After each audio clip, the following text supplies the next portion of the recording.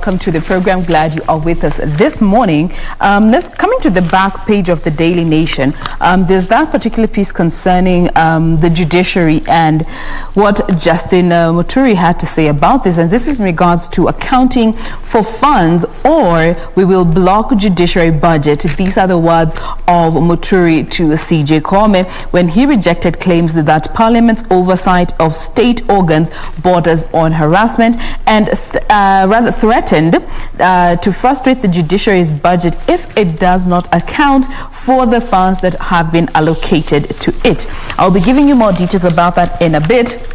But just looking at the front page this morning, starting with the story there on the header, teachers interviews start with TSC looking to employ a surplus of 9,000 teachers out of 350,000 that were shortlisted. Only 9,400 and something are going to be employed. Then this just goes to show you the level and the rates of unemployment that we are seeing here in our country, with over 340,000 teachers who are now going to be left unemployed when this exercise will be over and done with. Coming to the main story here on the front page of the Daily Nation, why Uhuru faces a big dilemma, and the whole question again of the race against time as he works towards completing his Big Four agenda projects, a key plank of his legacy. Now pressure is piling from competing quarters to name his successor, both in his Mount Kenya backyard, where he is the de facto kingpin, and of course in the race to State House. Also tied in is the whole Kiamba conversation, with critics saying that it was a two-man horse race, and more so pitting the president and the deputy president against each other, with the specific representatives in Kiamba. And finally, horror in the night, 13 killed in a tanker tragedy as they were siphoning fuel moments before it exploded. There are people who have given their own accounts, saying that the next morning, that is Sunday morning, that is when they were waking up to seeing body parts and people just lying along the road. Those are the ones that died from that particular explosion. And finally, Kagongo death, the unanswered question. This particular story has elicited quite the conversation over the weekend. So many conspiracy theories have come up as just trying to explain how she wound up dead in her parents' home. But coming to the front page of the People Daily, Jubilee Kiamba fallout intensifies, again pitting President Kenyatta and Deputy President against each other in this particular poll that happened.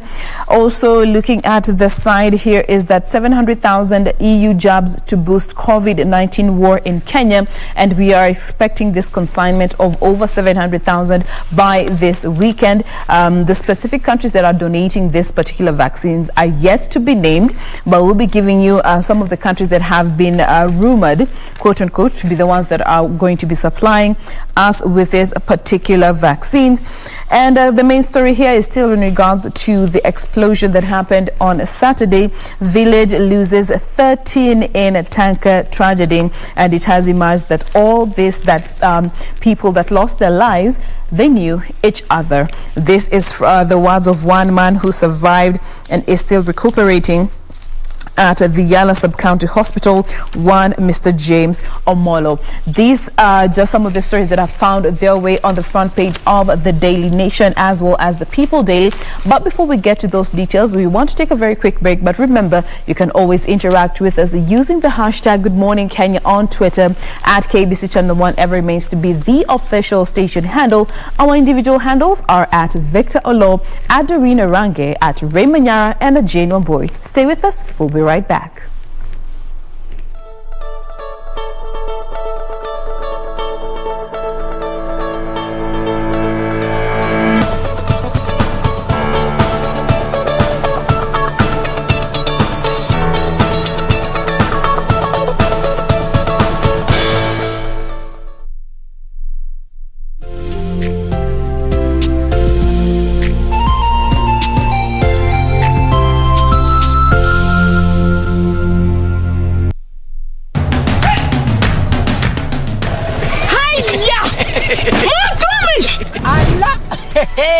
Nissan Serena ndio hii. Na unaweza kuwa wewe ndio tunapikia simu. Kodi ya Nissan Serena ni NS. Alafu kisha kwenye amount ni 50 bob. Hii Nissan Serena tunakupatia na shilingi 50. Kujiunga na QuickBid ni rahisi. Enda kwenye M-Pesa, bonyeza paybill kisha weka business number 4032353. Kwenye account weka kodi ya bidhaa unayotaka na bid yako ya chini zaidi. Kwa mfano TV 16. Kisha weka shilingi 20 tu kama idadi yako. Weka bid yako pia kwenye www.quickbid.co.ke. Kumbuka, bid ya chini zaidi ya kipekee ndio hununua. QuickBid, bidhaa bora kwa bei ya chini.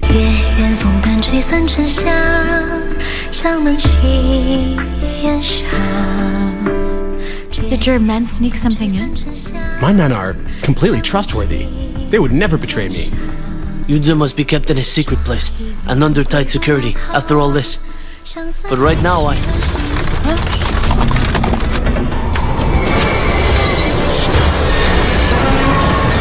that you're not only my wife, but you are also Princess Qian. If I didn't drain the poison from his blood, he would be dead. That's utter nonsense. Guards, take them out and kill them right now.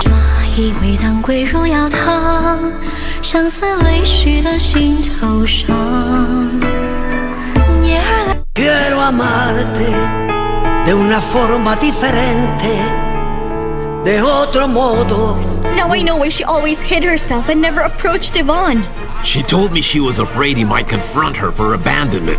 I can't accept this proposal. It's nothing compared to what I deserve.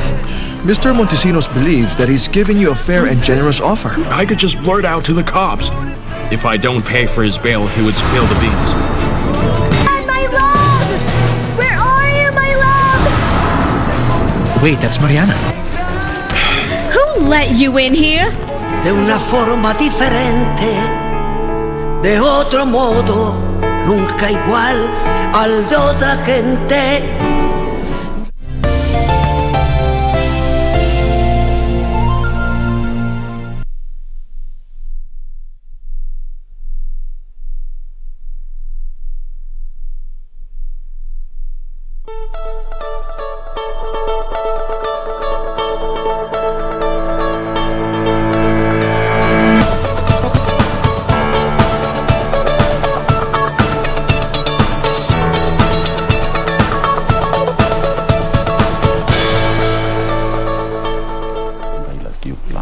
All right. There we are.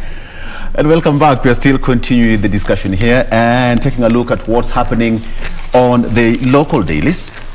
Still on politics, Kiambaa by-election must worry Raila more than Ruto. That is what is highlighted here. Now, Raila's worst nightmare resides in the possibility that his NASA core principles could cast away their scruples and team up with Deputy President William Ruto. Now, last week's Kiambaa by-election may very well be the call of a bugle and tolling of political bells ahead of August next year's polls. And now Kiambaa and Juja before it are an inoculation against what is coming next year. So, according to the newspaper here, it's all about Raila to be more worried than President Kenyatta, as it is. All right, still on more politics. Jubilee mulls over a string of mini polls losses.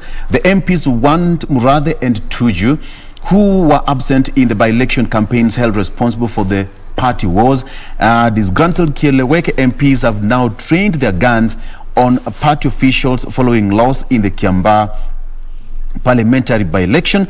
The infighting within President Uhuru Kenyatta's team has been linked to the string of losses in recent by-elections, as everyone claims to be in charge, more so the secretariat, clashing with the parliamentary leadership.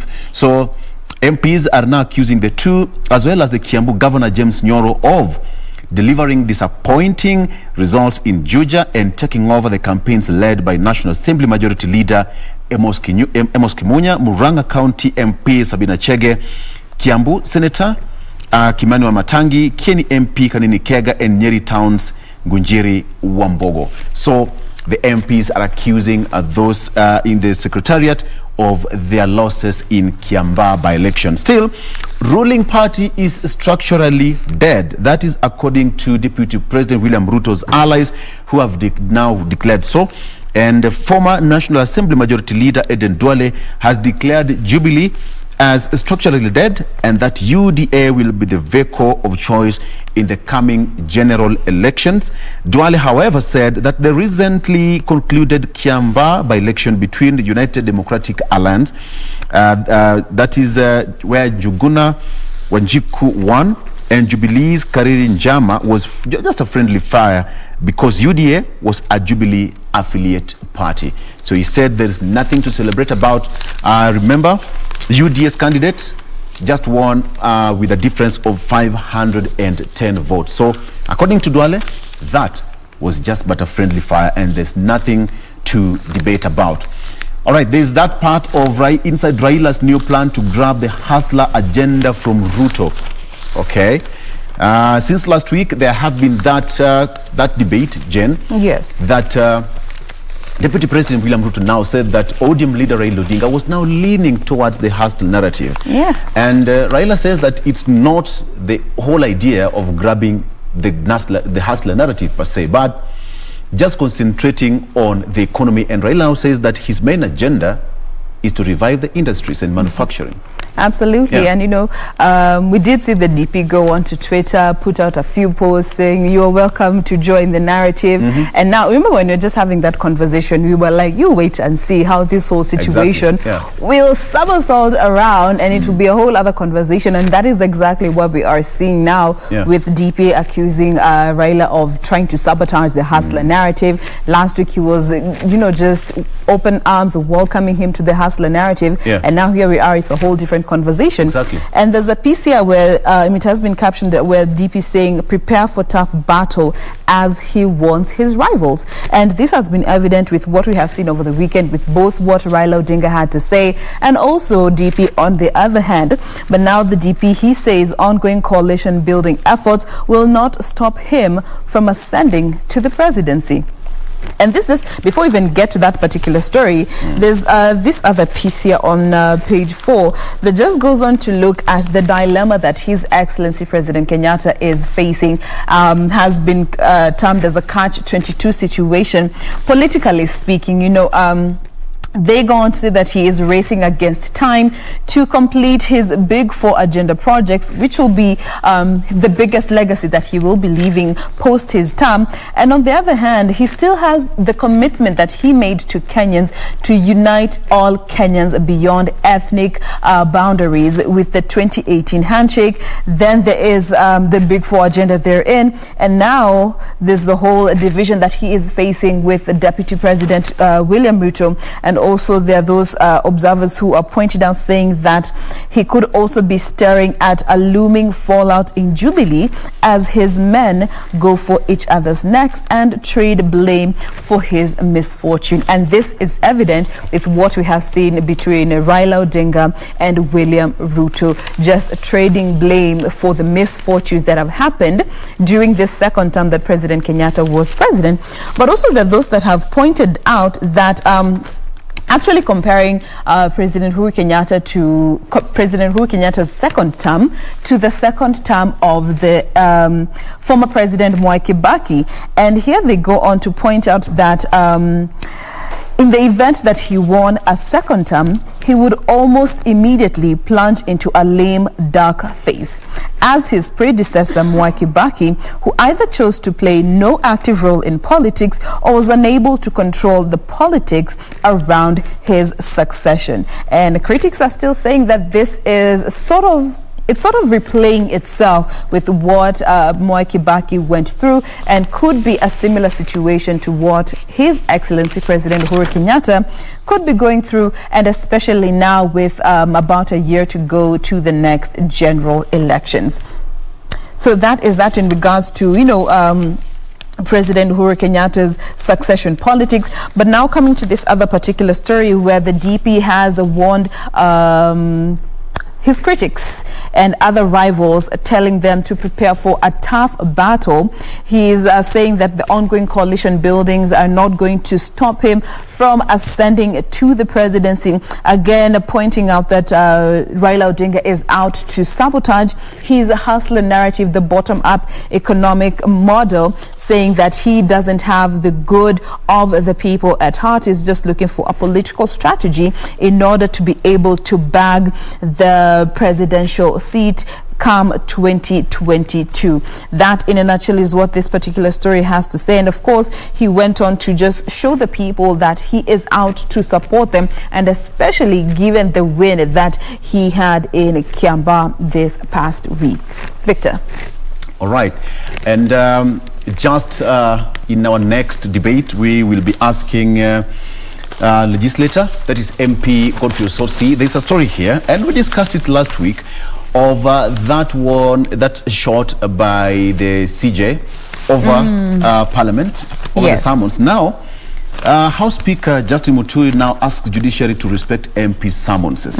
And the standoff between MPs and Chief Justice Martha Koome escalated yesterday after National Assembly Speaker Justin Muturi warned the House may consider withholding funding for the judiciary. And you see now Parliament is the final step. So if they don't ratify, if they don't approve, then the judiciary will be starved. And you know, we can say that the past wars between the executive and the judiciary in the last regime of David Maraga's regime, and now here it's now going from the legislature and the judiciary. How it's going to pan out, we'll ask MP Godfrey Osotsi on what he thinks on that. Now, Muturi said that the judiciary has no option but to appear before parliamentary committees for scrutiny, as well as to account for public resources in its disposal. Now, Martha Koome last week froze further appearance by judicial officers before both the Senate and National Assembly, citing multiple and overlapping summonses by the two houses. And so now, the House Speaker says, be warned, we'll starve you of funding. All right. Now, Ruto, in bid to chip away at Raila's cost support, Raila's worst nightmare resides in the possibility that his NASA co-principals could shrug off their complaints and team up with Ruto. So Ruto arrived at the coast, a stronghold of Raila, a day after registering a victory in Uhuru's political turf of central Kenya, when United Democratic Alliance John Wanjiku beat Karidi Njama of Jubilee, and he's been camping there for the last 2 days. So yeah, there you have it. What's going to happen moving forward to next year's election will be quite interesting. Absolutely. Now, just to touch on this particular story, it has been on all the dailies, I do believe. It has also been part of what we had for you in our news this morning. But it is in regards to the fire that, rather the explosion of the tanker that happened this past Saturday, a night of horror as 13 die in tanker fire and 31 others left nursing, fighting for their lives. But now, the other story here is tragedy after tragedy, and why don't Kenyans ever learn? Now, those that survived from this ordeal are now just recounting and giving their own accounts of what happened before that tanker explosion. And there's actually one that I've managed to just get a quick overview of what he had to say.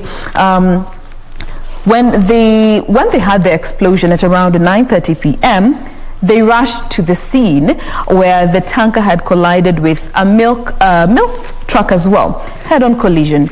So at first it was a rescue mission to save both the drivers. But then again, after the drivers were both pulled out, then now the crowd started getting bigger. And the driver of the tanker was actually warning the people and trying to push them away from just siphoning this fuel, but the people did not want to hear this. They went from one compartment to the other, just trying to siphon as much fuel as they can. Actually, the story has it, one of the witnesses said that the fire was sparked by one gentleman who's tried to unplug the battery, because they said that, you know, the tanker battery, you know, it's slightly bigger. And they are saying that, you know, it's quite valuable, it is quite expensive. So when somebody was going to unplug the battery, then it sparked fire. It sparked fire. Right. And this is a risk that you don't even, that goes without warning. Yeah. Fuel is highly flammable. And I mean, the tanker is literally rated highly flammable. Yeah. But people, how many times have we had such tragedies before where we see tankers have overturned, people rush to the scene to siphon fuel? There's actually one who was talking of how he had a 20-liter jerry can, and he was a few minutes away from the tanker when he had the explosion, and he had to drop it because all his clothes were drenched in petrol. Yeah. The sad part was that lady who died with her child. Yes, women and children are also involved in this. You leave your house in the dead of the night at 11, midnight, rush there with your child tied on your back, and then all of them disappeared and died beyond recognition. So we just have to tell you people, there's nothing we gain out of such kind of actions. It's just a whole community now lost 13 people. And as you said, Jen, they know each other. And that's actually an account of one of the survivors at the hospital saying that almost all the 13 that perished at the scene knew each other. So it was a question of kuja twende tukachote mafuta, twende, you know, that is what they were saying. And this particular piece goes on to highlight the previous three other previous explosions that happened here in our country. On the 31st of January 2009, where an oil tanker exploded at Sachangwan area in Nakuru, along the Nakuru-Eldoret highway, killing 130 people. Then there was also the September 12th, 2011 incident. About 120 people were burnt to death as they tried to siphon oil. And there's also the one that happened on the 17th of August in 2014, where 6 people died while 9 others sustained serious burns after a petrol tanker they were siphoning fuel from caught fire. You know, I understand times are tough and we are willing to do anything to just get an extra coin to provide food for your children, a meal at least at the end of the day. But sometimes, should the risk outweigh the benefit of what you stand to gain? You know? I mean, it's so simple. What we can always tell people, guys, when there is an accident of such nature, avoid as much as you can. Avoid. It's like some people would say it's a timing bomb. It's like a grenade. It's a ticking bomb, Bwana. The pin is already plugged, so the only thing is now remaining for it to explode. So avoid as much as you can. Avoid. It's never that good because 13 people are now dead. But so far, well, we still wish the affected families grace during this trying moment. But again, let's learn from the past. 130 people, that still remains a yardstick, such a one that is still, you know, etched in our hearts and our minds as journalists who cover that story and, you know, the families who died. When you go along that Sachangwan area, there is a whole, you know, that whole area has been built as a reminder of what happened. So guys, let's try and be more careful next time. All right. Okay, so let me just flip pages again now and see, and let's talk about what's happening on the front page of the Star newspaper. Jubilee party chiefs blame Uhuru men for Kiambaa fiasco. High-ranking party bosses claim bureaucrats from office of the president hijacked campaign strategy and cash. And now they are still saying that the defeat has sparked off fierce accusation in the ruling party. So that is the story making splash here on the Star newspaper. And again, still on the front line, Raila, how I plan to revive industries if elected president. That is also captured in the Standard there and still continues in the Star newspaper. Again now, will starve you of cash. Muturi wants judiciary. Again, also captured here on the Star newspaper. We have told you about that, you know, that battle now still looming between the legislature and the judiciary. How it's going to pan out, whether they'll come to a truce, is just a matter of wait and see as well. And man accused of defiling, killing girls to be charged. A suspected serial killer linked to the defilement and murder of 5 girls at Moise Bridge in Gishu County will today be presented before a court in Eldoret to face murder charges. Evans Juma Wanjala underwent an identification parade at the weekend. So that story is also going to, to form part of the debate for the better part of this week and probably coming days, because the disappearances, something that has been happening for quite some time, and now it's high time that it came to an end. Okay, still on the splash of the Star newspaper, of course, 13 people killed in CF fuel tanker explosion there. Night of horror where 13 people lost their lives. Moving quickly, Jirongo's forgery charges quashed after 24 years. Justice George Odunga had previously stopped his prosecution, and former Lugari MP Cyrus Jirongo got a reprieve on Friday after the Supreme Court stopped his prosecution over 50 million shillings fraud case that dates back 24 years ago. Question is, Jen, 24 years ago, 50 million shillings, 24 years ago. All right, that's a lot of money. Okay. The coin had a higher value then. Yeah, that was a lot of money then. Let's leave it at that. Judges dismissed discrimination against case after 25-year battle again. The Supreme Court has ended a 25-year-old legal battle between taxi operators and the Jomo Kenyatta International Airport after judges dismissed an appeal by the drivers. The wheel of justice, sometimes they say, is very, very, very slow. 5 years later, they make a judgment, waiting for that judgment. And boom, you lose a case. So that is justice. This goes to the reforms in the judiciary that we need when it comes to the time that some of these cases take in the court. Yeah, to clear the backlog of cases. Yes, Bwana. Yeah. Like for example, with these two cases here, one 24 years later, another one 25 years later. Being, Yo mtoto amezaliwa na akakuwa young adult. Already done with campus. Man. Yes. Class 1 to Form 4 to campus, done, and you're still in court looking for justice. Perhaps some of the judges who are handling those cases had retired, Anyway, it's all right.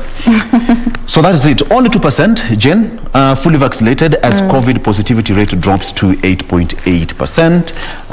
Some 582,391 Kenyans have already received their second dose.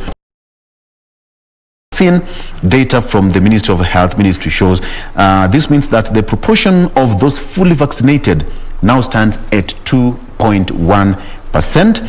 Ministry data also shows that over 1.3 million people have received their first jab. The government has administered 1,620,465 vaccine jabs since the exercise commenced in March. So it's some good progress there, albeit slow, but having all those people vaccinated, it's good progress on that trajectory. Jen. Absolutely, and that story also finds its way here on the People Daily, as we expect 700,000 more AstraZeneca doses from the EU to jet into the country by this weekend. The ministry is yet to disclose from which countries are going to be getting this donation, but there are sources who have pointed to Greece, Serbia, and Spain as some of the countries that are willing to share their vaccine stock.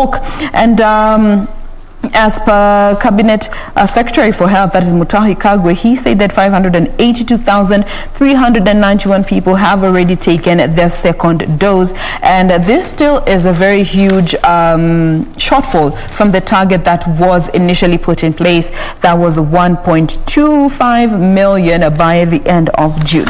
Now, let's come back to the Daily Nation. Again, that story in regards to the 20-year-old butcher has found its way here, as he's set to be arraigned in court this week. But then there's the puzzle revolving around Kagogo. Many questions as probe starts, and there have been so many inconsistencies that are surrounding the circumstances around the corporal's death, and there are some homicide detectives from the DCI who made their way to the corporal's home in Elgeyo Marakwet to investigate the circumstances of her death. The unanswered questions continue to pop up, and some of the questions that have been highlighted here, and this is something that I've also seen on the social media streets, people just interrogating the scene from the pictures that we have seen. owing to the many inconsistencies. Number one, people are asking, how did the officer make her way into the home that was under police surveillance? Then there's the question, did Ms. Kagongo meet her family on the fateful morning? Then they're also asking, why didn't anyone hear the gunshots from the scene of Ongweno and Jiro's murders and that of Kagongo's alleged suicide? Then there's also the question of which gun or guns were used in the 3 incidents. Were they the same gun or were they different guns? Did the officer take her own life as is being alleged? And finally, why would she leave hints and clues in every crime scene? These are some of the questions that so many people are just trying to find answers to, revolving around the circumstances of which her body was found, the fact that it was at her parents' home, which was under heavy police surveillance.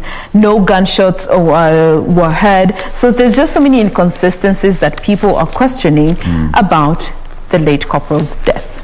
And is it really suicide? Well, we share the information that we are given, and we just get information from the DCI. So as and when we get more information, we will be sure to share with you. But of course, so many people have had so much to say on the socials about this particular case. Vic. All right. Okay, so Jubilee Party chiefs blame Uhuru men for Kiambaa fiasco. That still story continues. But one thing that is quite interesting is that some of the MPs now say that it was Jubilee members versus Jubilee members. There was no UDA against Jubilee. So that is how they're playing that card right now. But nonetheless, the narrow but humbling loss in the Kiambaa by-election has sparked off a fierce blame game in Jubilee, with high-ranking party bosses claiming bureaucrats from the office of the president hijacked campaigns and cashed in the campaigns. And now they're calling for some of the heads in that particular secretariat, that is Raphael Tuju and Honorable Murathe, to resign, or the president to crack the whip and make Jubilee Party what it used to be. But they say it all begins with them. Now, Raila might plan to revive industries. That is, says technicians, tailors, cooks, hairdressers, artisans have potential to revive the economy.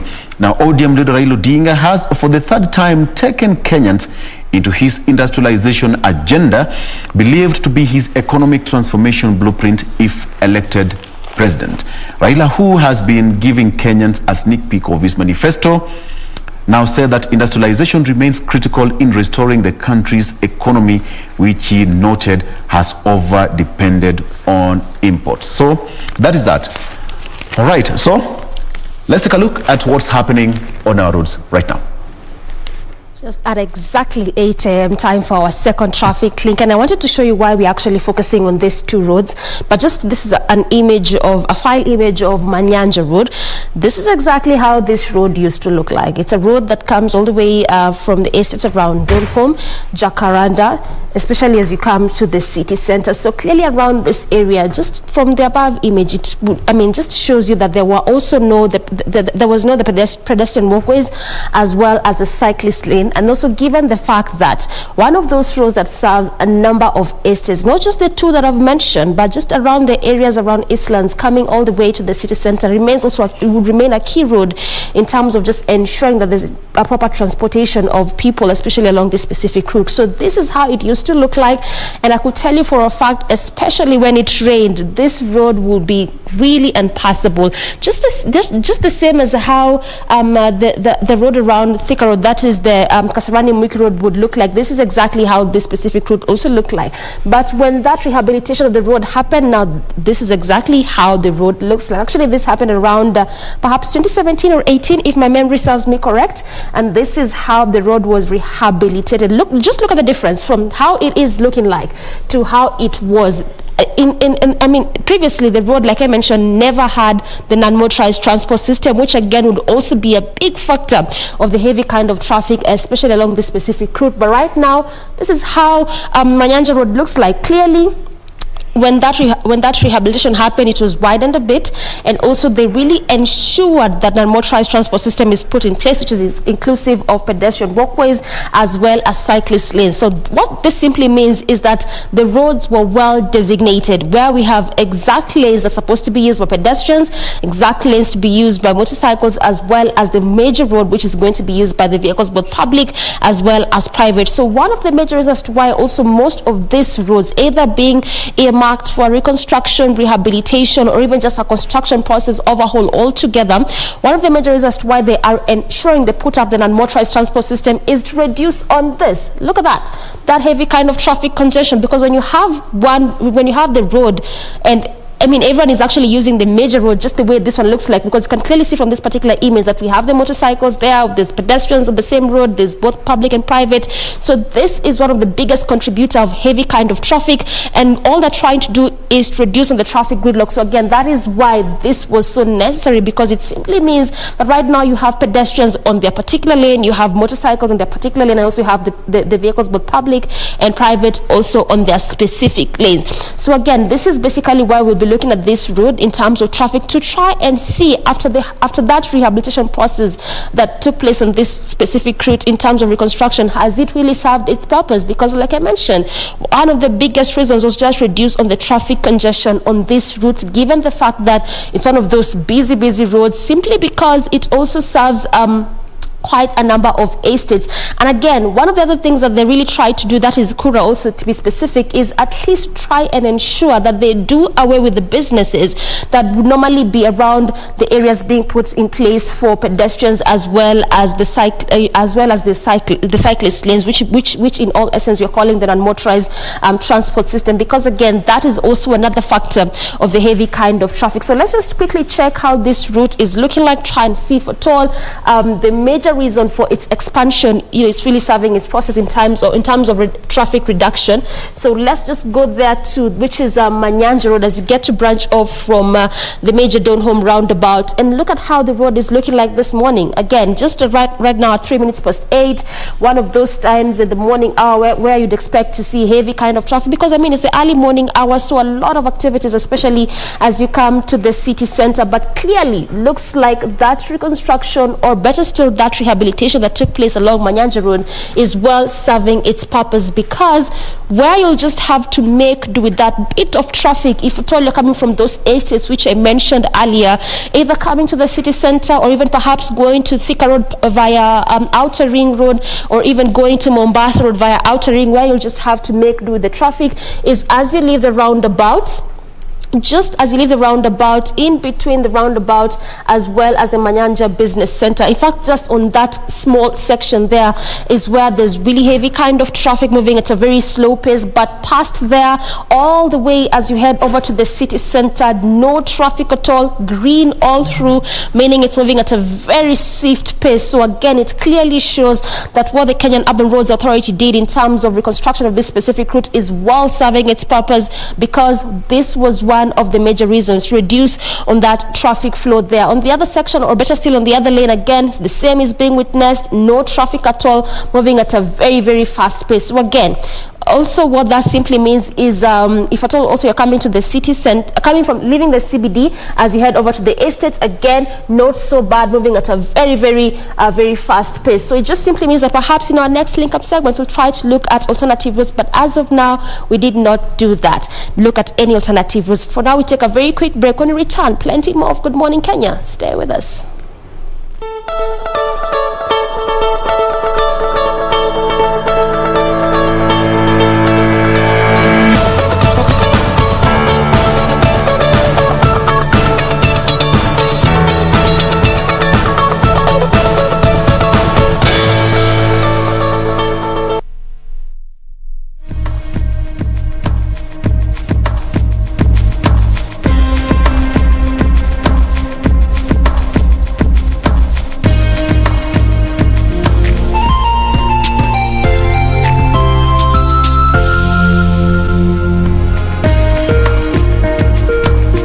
Be sure, check out for a KDIC sticker in your banking hall. KDIC, protecting your deposits. Hiya! Nissan Serena ndio hii. Na unaweza kuwa wewe ndio tunapikia simu. Kodi ya Nissan Serena ni NS. Alafu kisha kwenye amount ni 50 bob. Hii Nissan Serena tunakupatia na shilingi 50. Kujiunga na QuickBid ni rahisi. Enda kwenye M-Pesa, bonyeza paybill kisha weka business number 4032353. Kwenye account weka kodi ya bidhaa unayotaka na bidi yako ya chini zaidi. Kwa mfano TV 16. Kisha weka shilingi 20 tu kama idadi yako. Weka bidi yako pia kwenye www.quickbid.co.ke. Kumbuka, bidi ya chini zaidi ya kipekee ndio hununua. QuickBid, bidhaa bora kwa bei ya chini.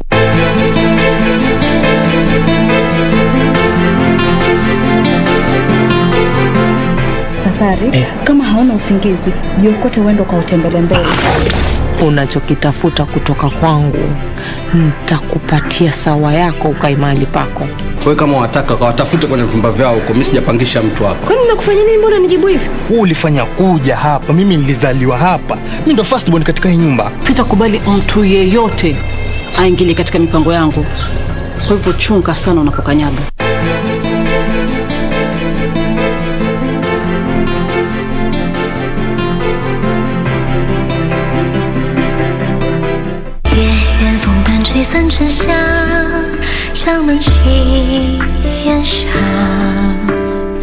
Did your men sneak something in? My men are completely trustworthy. They would never betray me. Yudza must be kept in a secret place and under tight security after all this. But right now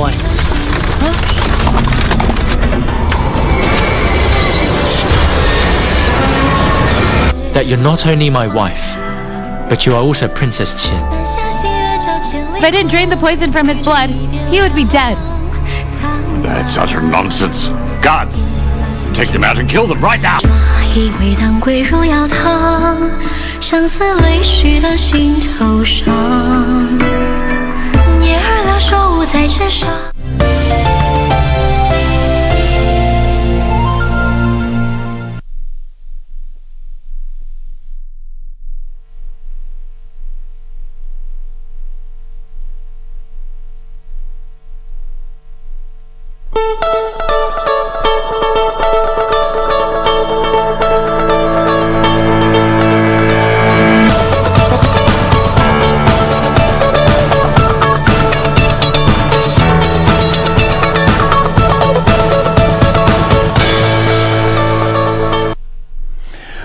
And welcome back. Good morning once again. My name is Victor Law. The show right now still continues, and with me in studio is MP Godfrey Osotsi of ANC Party. We are just about to kickstart this debate right now in Eye on the Politics. A lot happened since last week on Thursday, Friday, over the weekend, and now today is Monday. We just need to get into the details on what has been happening and so far what is there. Mheshimiwa, once again, karibu sana. Good morning. Good morning, and good morning to see to you. all the viewers. Absolutely. How was your weekend, sir? Very wonderful. I spent some time with my family. Yes. And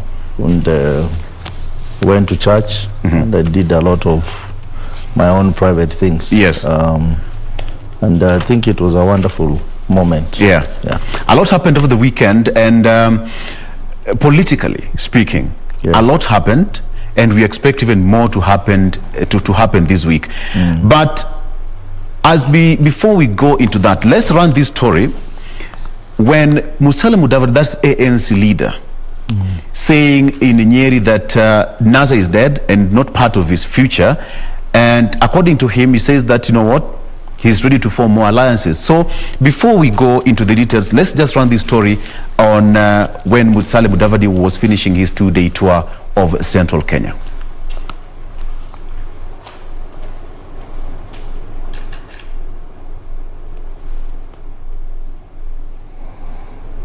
All right, so we'll get you that story briefly. There you have it. 3 years now. After handshake, Musalia Mudavadi, Kalonzo Musyoka and Moses Wetangula appear to have each taken their respective routes away from Raila Odinga. Mudavadi now says NASA is dead. To some, it would seem that Musalia Mudavadi's remarks had been a long time coming for a man keen on forging a political path to an elusive presidential ambition. NASA is the past. NASA is history. It is the past. Let us now move forward. Let us move forward. Let us build new partnerships. Across the mountain, the Wiper Party is also busy disentangling itself thread by thread from the National Super Alliance.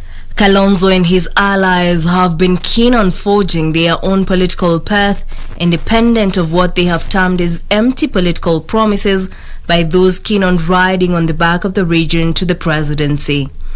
Tumesaidia mzee Moi, miaka mingi, tukakuja tukasaidia mzee Kibaki, miaka mingi, tukakuja tukasaidia Raila mara mbili, tukaanguka naye mara mbili. Safari hii tumesema hakuna mtu tunasaidia. Round hii hakuna mtu tutasaidia. So that is from Kalonzo's, that is Honorable Mulungi. But now let's go to what Honorable Musela said. NASA is dead. We discussed this last week, yes. And now Honorable Musela says NASA is dead. Is NASA dead?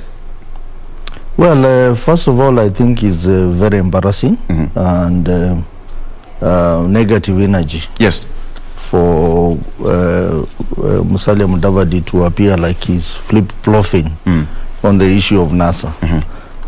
You remember some time back they threatened and said that they were going to court to accuse one of the partners, which is ODM, of having taken all the political parties' fund. And I think last week I saw a letter from ODM Secretary General Edwin Sifuna to the Registrar of Political Parties, telling the Registrar of Political Parties that there has been a lot of misinformation from the other NASA partners, and that they were asking Registrar of Political Parties to convene a meeting so that members of NASA coalition can discuss the issues around sharing of funds. And I think that letter has put them in an awkward position, the other NASA partners, because they know the truth. And they have not been telling Kenyans the truth about issues surrounding the sharing of funds. I was one of the signatories of that NASA coalition agreement, and I also was very well informed about the events around the formation and of course the signing of the NASA agreement. I cannot tell you for sure that if I was Musalia Mudavadi or I was Kalonzo Musyoka, I would just shut up, because the information that is there, if it comes out, it will be very embarrassing to them. First of all, it is Musalia Mudavadi who set up a team to draw up the NASA coalition agreement, led by one Dana Mayo. You remember this Dana Mayo is the same one who in 2013 was the lead lawyer in drawing up the agreement between Musalia Mudavadi and Uhuru Kenyatta, the Madimoni agreement. He was again called by Musalia Mudavadi to help in drawing up the NASA coalition agreement. Because Honorable Raila Odinga gave Musalia Mudavadi the leeway to develop the instrument for NASA. Since he was, his party was involved in the formation of NASA. So for him now to turn around and appear like he's accusing others. In fact, if there is one person who needs to tell Kenyans about these weaknesses in the NASA coalition agreement, it is him. Because I keep on asking a question: how come we didn't have a problem with the coalition agreement? How come we have a problem with the NASA coalition agreement? And I have an email that I wrote to him a day before the signing of the coalition agreement, and I told him there were shortcomings in the coalition agreement that they were about to sign. There were some loopholes which were there were loopholes. He never took it seriously, and I remember he told me that we will cross the bridge when we reach there. Were the loopholes deliberate, Mheshimiwa? No, they were not deliberate. It is because the people who are developing that coalition agreement do not understand the issues around management of political parties. Issues like sharing of political parties fund. Yeah. What the law provides is that apart from having a coalition agreement, you need to have rules, specific rules that are going to, for example, state the formula of sharing the funds, what the funds are supposed to do, how they are supposed to be accounted for. That agreement was drawn up, but it was never filed. Whose mistake was it? Honorable Musalia Mudavadi through his lawyer, Dana Mayo. So when he wakes up and start talking ill about NASA, how ODM should change them, he forgets that he's been telling us that he's a founder of NASA. And I remember, and I'm ready to table document anywhere. If you ask me the next time I come here, I come with a document, I'll come with them for the Kenyans to know the truth. Because we cannot live in a society where politicians are coming out to tell Kenyans lies. We know the truth. I even wrote him a letter on the 18th of January 2018 raising the same issues, and they are happening now. So if I was Musalia Mudavadi on the issues of NASA, I would keep quiet. He is a NASA because he's putting himself in a very embarrassing situation. The other day, I think on was it on Saturday, we read in the media that he had said that there is hope that NASA can come together. Then yesterday he changed his tune and says NASA is dead. NASA is dead, but when we go to Parliament, we operate as NASA. As NASA.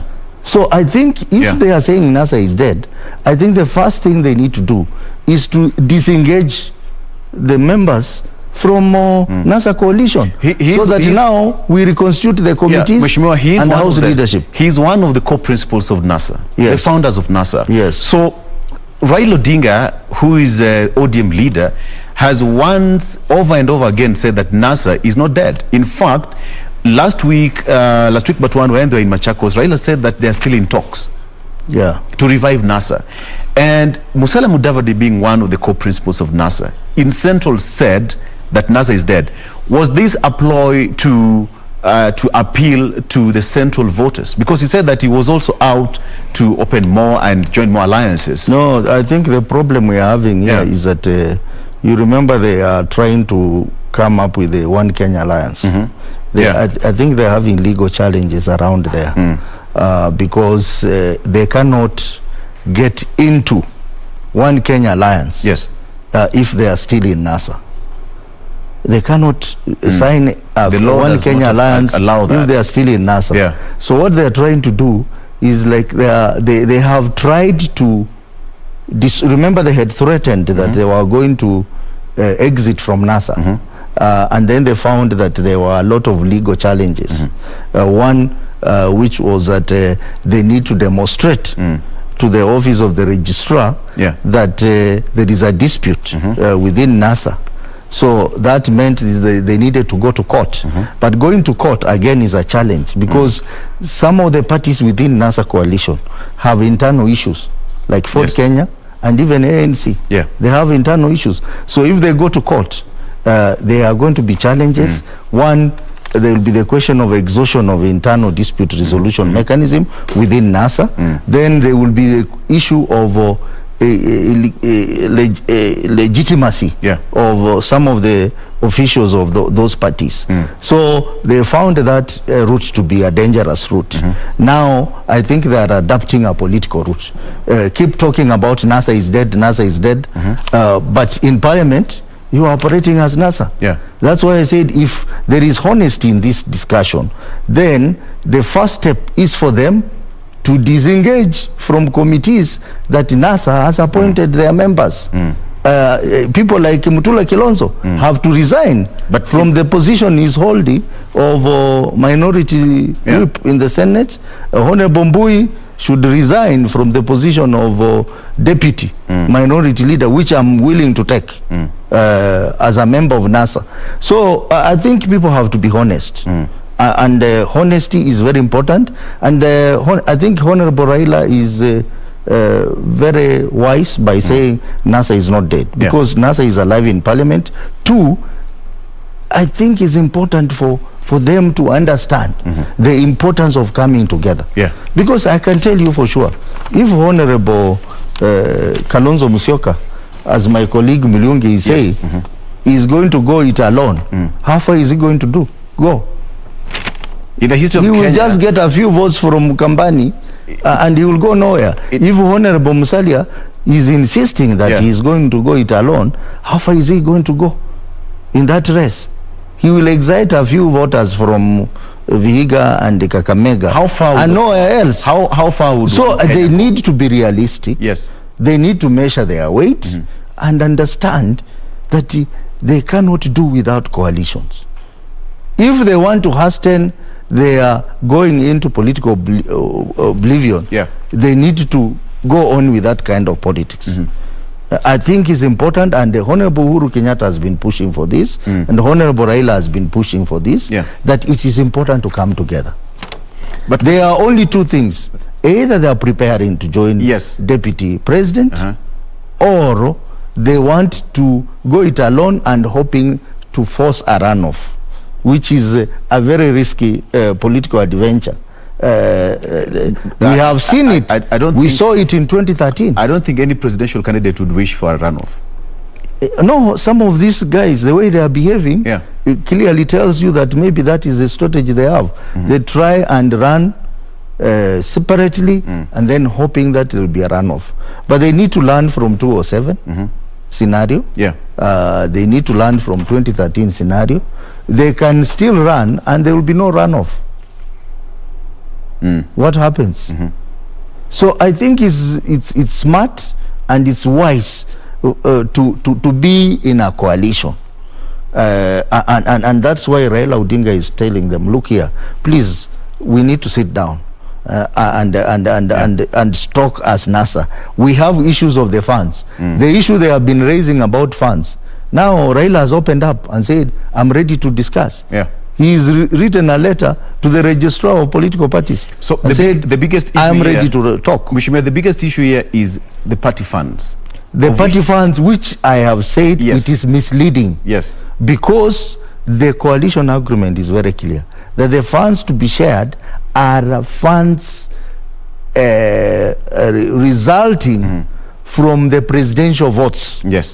And now the registrar of political parties and the attorney general directed that the data that was going to be used in computing the allocation of political parties fund on the presidential vote was the data for the repeat election, which NASA never participated. So really, if NASA never participated and they only participated in August 2017, so where is the money going to come from? And the ODM, I have seen a letter. They wrote to the constituent parties and told them that this is the communication we've gotten from the registrar of political parties. We are asking, can we jointly present a case before the Supreme Court for interpretation? They never participated. And now the money that ODM gets is a result of the votes emanating from other positions. That is MCA, MP, women rep, senator, and governor. And surely these other parties contested against ODM. You remember, like in Langata, we had ANC candidate, we had Wiper candidate, we had Ford Kenya candidate, and we had ODM candidate. And the Jubilee candidate, my good friend Nixon Korir, ended up winning. So now, how do you now tell ODM to share funds emanating from Langata election? It is not right. And the information out there is that ODM has also written to the register of political parties to come out and help them to iron out and just to implement, see how they can implement the mandate on how this money can be shared. How is it going to be a political process now moving forward? No, what ODM has done, I think is that is what I should have done. I would because the truth is there. What they have been saying in the media, it's not the truth. So let them be subjected to a legal process, and then they go there and give their facts. Because when they go there, the registrar will tell them, data for presidential, we are not using it. because we are using repeat election of October 2017. The second thing he will tell them is that your coalition agreement is not clear on the issue of sharing of funds. It is no formula. The third thing he will tell them is that since we are not using money we are not using data for presidential election of August 2017, the money that I'm giving to ODM is emanating for this other position. So he will tell them the position that he has always said. And you know, this matter even came to Parliament. And the registrar was summoned in Parliament. And the registrar said, no, he has no money to give to the other parties. And that ODM is not legally obliged to share money with the other parties. They can if they want, but legally there is nothing binding to make them share that money. Let's give... So these facts will come out. And I think that is why there is a change of tact. They are not talking about funds now. They are now talking about NASA is dead. So now they have developed a political debate around it. But how I wish they appeared before the registrar of political parties, the party leaders, and discussed that matter. And the facts are brought to the table, that these are the facts. Then ODM may decide, okay, out of humanitarian, they may decide to share the money, but nothing legal about it. What they have been saying in public, it is not true. Let me ask you I am an expert on matters of political parties law. I have experience in that. I understand what took place before and after the signing of the NASA coalition agreement. What is the danger? And I can tell you what you hear Honorable Musalia Mudavadi talking, what Kalonzo Musyoka is talking, what Weta is talking. It is not true at all. They are just playing politics. Okay. We are going to get into that briefly, but before we go on a break, we have just 1 minute. What is the danger of Musalia Mudavadi ditching NASA? For 2022 presidential... Give him credit. You know, he can ditch NASA and join another alliance. He can either join Ruto or he can hope to make One Kenya Alliance work. But if I was advising him, I would advise him to put a lot of focus in strengthening his party. ANC. First of all, he needs to call grassroots election. I told him last year that the term of office of the officials of the party had expired, and they need to call election. And they avoided that. They instead went and overhauled the party constitution to extend their stay in office for another 5 years. But now, last week, I saw the registrar of political parties has demanded that political parties needs to conduct grassroots election. So he cannot say he wants to be president of this country with a weak party. He needs to conduct grassroots election, have grassroots officials, and do national election. Otherwise, getting into a coalition with a weak party is another risk. Because how about if he gets into a coalition? You will not have a beginning power. If he gets into a coalition, and the coalition says, we need now to go into election. This party produces a presidential candidate, this one, let us do election. Which delegates are going to vote for him? So, if I were him, or if I was advising him, or if he's listening to me, I will advise him to focus on strengthening ANC party. All right. Okay. Because ANC now is a shell. It is a shell. Everybody is saying that this party is a shell. It's a shell. NASA is a shell. I can tell you. Shell, ANC, shell. All these parties except maybe ODM are shells. It's interesting to hear that. Jubilee is a shell. Wiper is a shell. ANC is a shell. Even UDA is a shell, even though they are trying to do, I give them credit. I have seen they are trying to do grassroots election and all that. What is important is that a party must exercise democracy. They must not just talk about democracy in the media. They must exercise democracy and strengthen its structures and have working structures. Okay, all right. Okay. That is what we are lacking in this country. Okay, all right. Mheshimiwa, let's take a break. And we come back. It's interesting to hear that most of these parties are now remaining shells.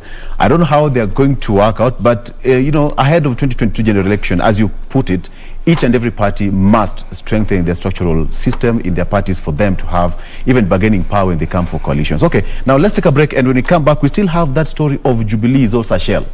Is it true? More when you come back. Stick around.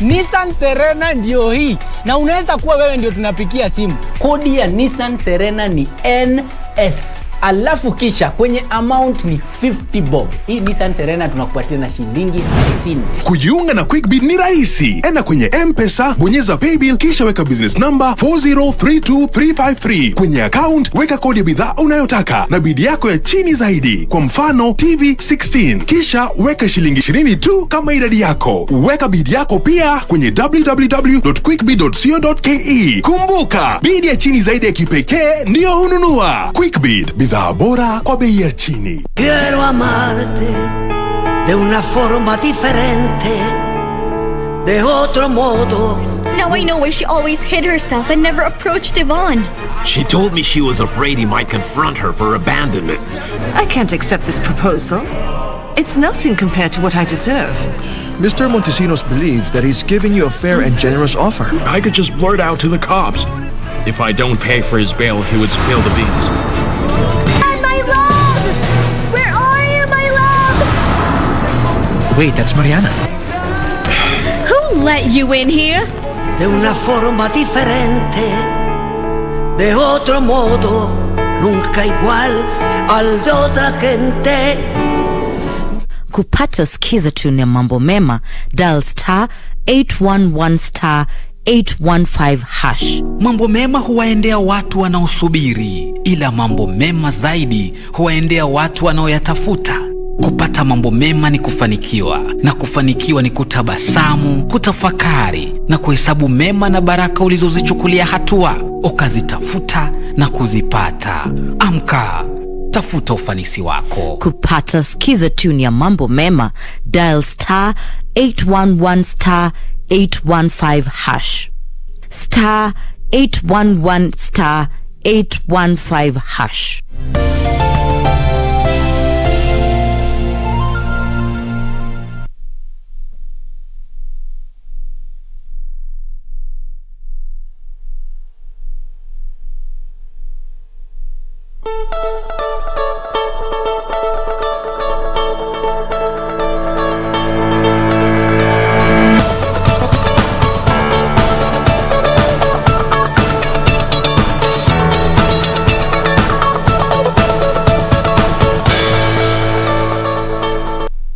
And welcome back.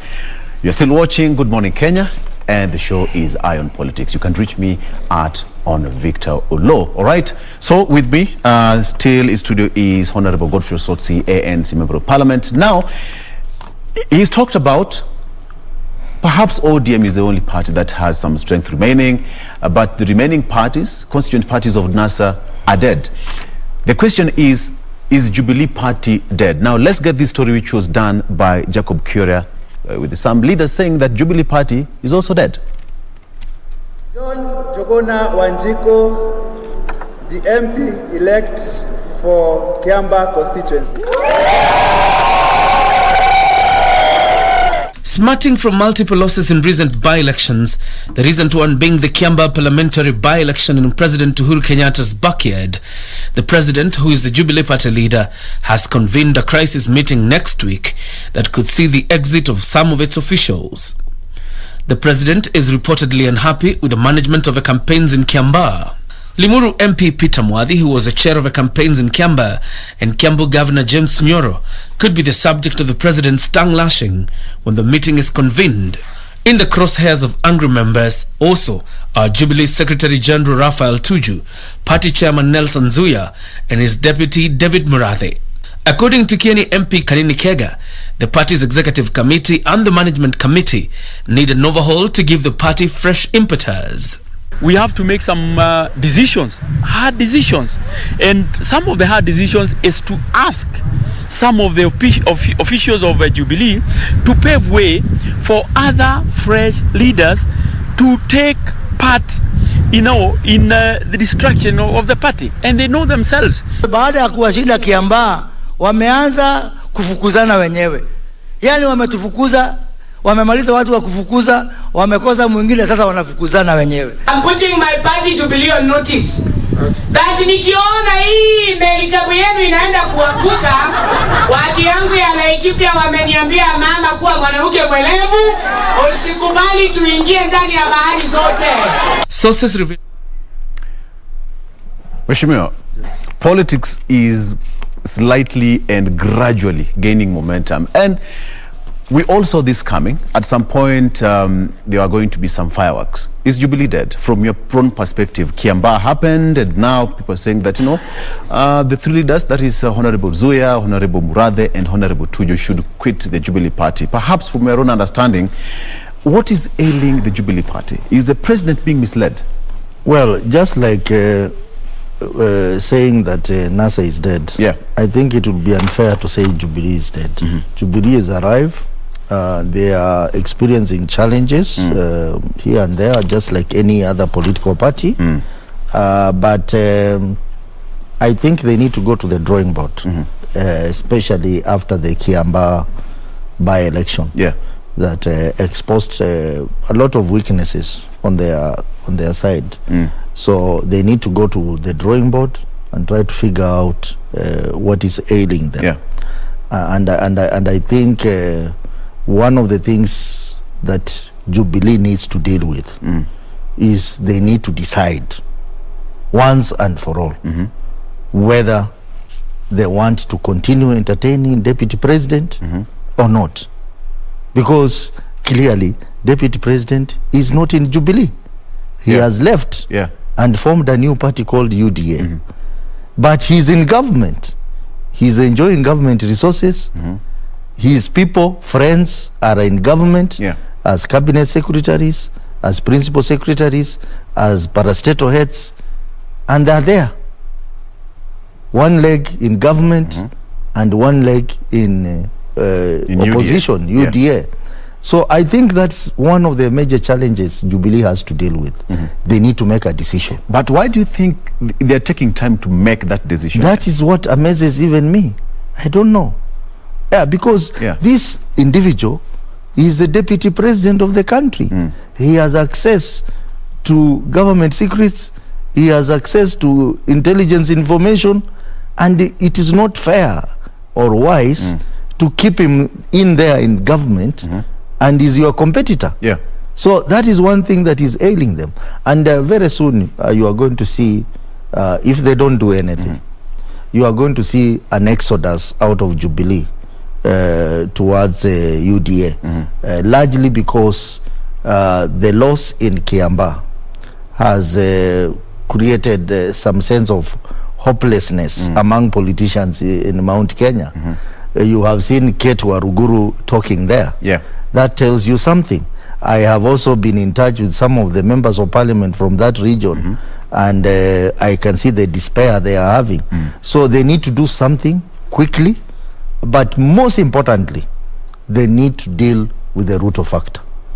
Because Ruto is in Jubilee and is also not in Jubilee. He's in government and is not in government. And he's eating them inside the government. He's eating them inside the government. So that is one important thing they need to deal with. And as I also said, a party is not just a name. A party is the systems, organs that work that makes a party. That's Jubilee, exactly, that's... I have said before we went for break that Jubilee is a shell. Because you remember what Jubilee did is that they brought together about 13 parties and they merged, and some of the parties that they brought together did not have structures. They brought them together, merged and formed Jubilee. They have not done grassroots election. They have not done national election. Most of the people who are there are interim. Now, that is very dangerous. Look at the other parties, the same. The only party, and we must commend them for this, that has structures. If you talk about the NEC, the National Executive Committee, then you get people there. Coming there. If you talk about National Governing Council, you get the real people there. You talk about national delegates, you get the real people there. You talk about the grassroots structures in county, they are there. But most of these other parties, they don't even have offices. But perhaps, Mheshimiwa, that is they don't why even have offices. MP Kanini Kega said that, you know, the Jubilee Party should just have a structural system put in place. Some of the leaders should quit.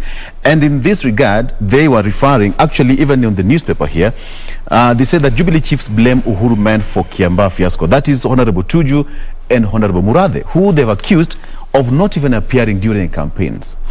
Well, when Kieni MP talks about structural changes, I think when people talk about structural changes, they just talk about replacing so and so there and then patch up thing. I think a proper surgery for a political party is grassroots election. Get people from, you know, Ruto keeps on talking about bottom up. Get people from the bottom up to the national level. Then that is the party.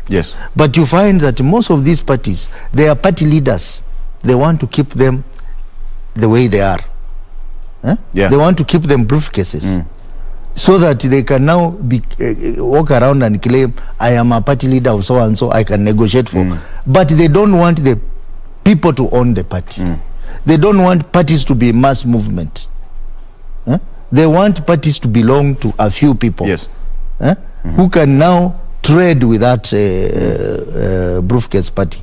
That is not what should be happening. And I think the office of the registrar of political parties needs to be a bit tough on political parties. First of all, parties must be compelled to do elections from the grassroots to national. And there is a timeline for that. There's a timeline. They must have functional offices in at least 24 counties, and they must conduct proper grassroots recruitment processes. You have seen now, we have a problem now, the registrar of political parties, where some parties registered members fraudulently. And I'm told there is an investigation that is going on. We do not want to get there. That you find, Victor, you are in a party X and you have never been consented to joining that party. That is a scenario that we don't want in this country. We want to nurture a strong democracy.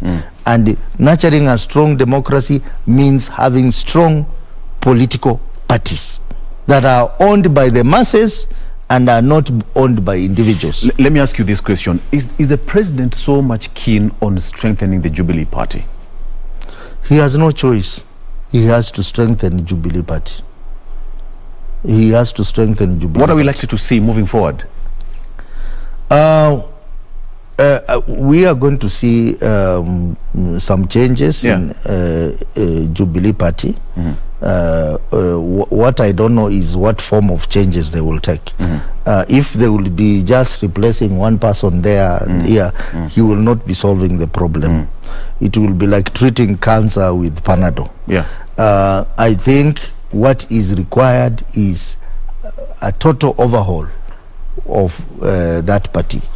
Conduct grassroots election, then escalate to the national election. And then now that will be our proper political party. Because I want to tell you that Jubilee now is in discussion with the ODM on how to form a coalition. ODM has structures. If you look at their structures, I was amazed the other day to look at their structures in my county. Vihiga County. Yeah.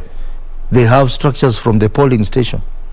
20 people, youth, 20 women, 20 mainstream.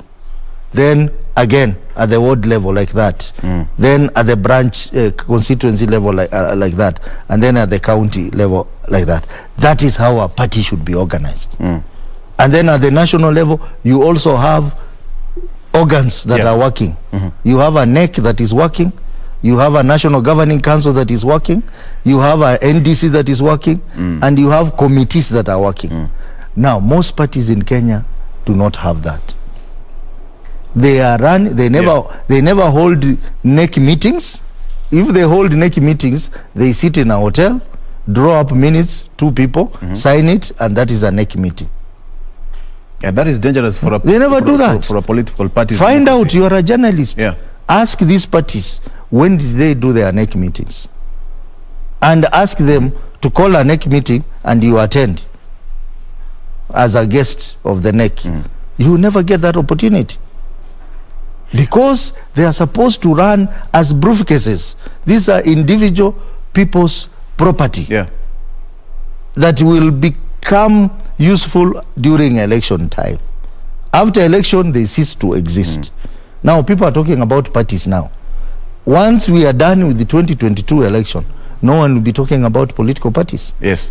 And that is why, until the next why I ask the registrar of political parties, Annie Nderitu, please, you owe this country a responsibility of ensuring that the political parties act and the regulations are followed. Yes.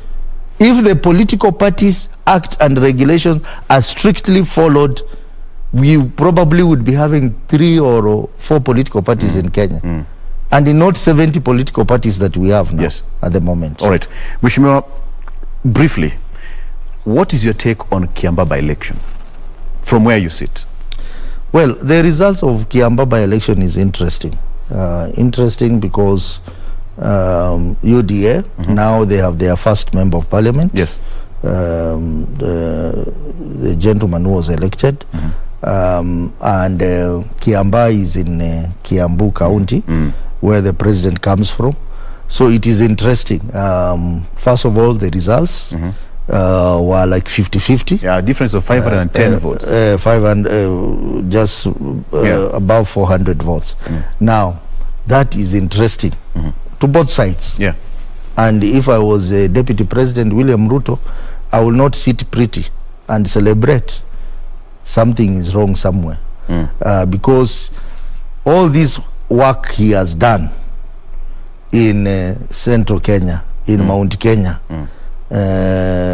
Honorable Uhuru Kenyatta has not worked as hard, politically hard, as Ruto has worked. Yes. But he has managed to get only 50% of the vote. The other 50% belong to Uhuru Kenyatta. So what will happen if Uhuru Kenyatta now decides to work hard politically in Mount Kenya? The tide will change. Number 2, Honorable William Ruto is hoping that he will get massive support from his Rift Valley, and then add on to Mount Kenya and maybe a few other areas and win the presidency. Now it is looking unlikely, resulting from the Kiambaa outcome, that he may not get the support he's thinking he will get. Okay. He will share that support with Uhuru Kenyatta. Yes. And Uhuru Kenyatta may decide to take that support to another candidate. So I think this is a moment of reflection for both the politician. Yes. Honorable Uhuru Kenyatta, again, it means he has to do a lot of work in Mount Kenya region, so that he can sustain the support he has been having in that area. The other factor that is coming from Kiambaa election is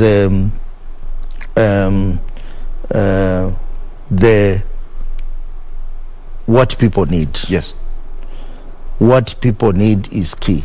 You saw the Jubilee candidate and you saw the UDA candidate. The UDA candidate seems to have resonated very well with the Mwananchi, and the youthful population. And sometimes this election is not about parties. Yeah. It is about personalities around it. Many parts of this country, people may not vote individuals because of political parties. They may vote individuals because of their profile, because of their work and relationship with the people.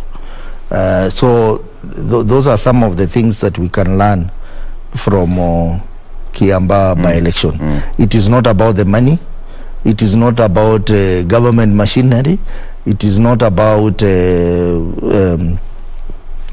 propaganda, but it is about what people want. Okay. Talk of Deputy President William Ruto. He was in Kilifi over the weekend, and let's just listen to what he said from this particular story. Day 2 of his coastal tour featured a church service in Kwale County and a roadside address in Kilifi County. Ruto drumming support for his bottom-up economic model, saying his main agenda is to empower the youth. Wakati mnasikia tukisema bottom up,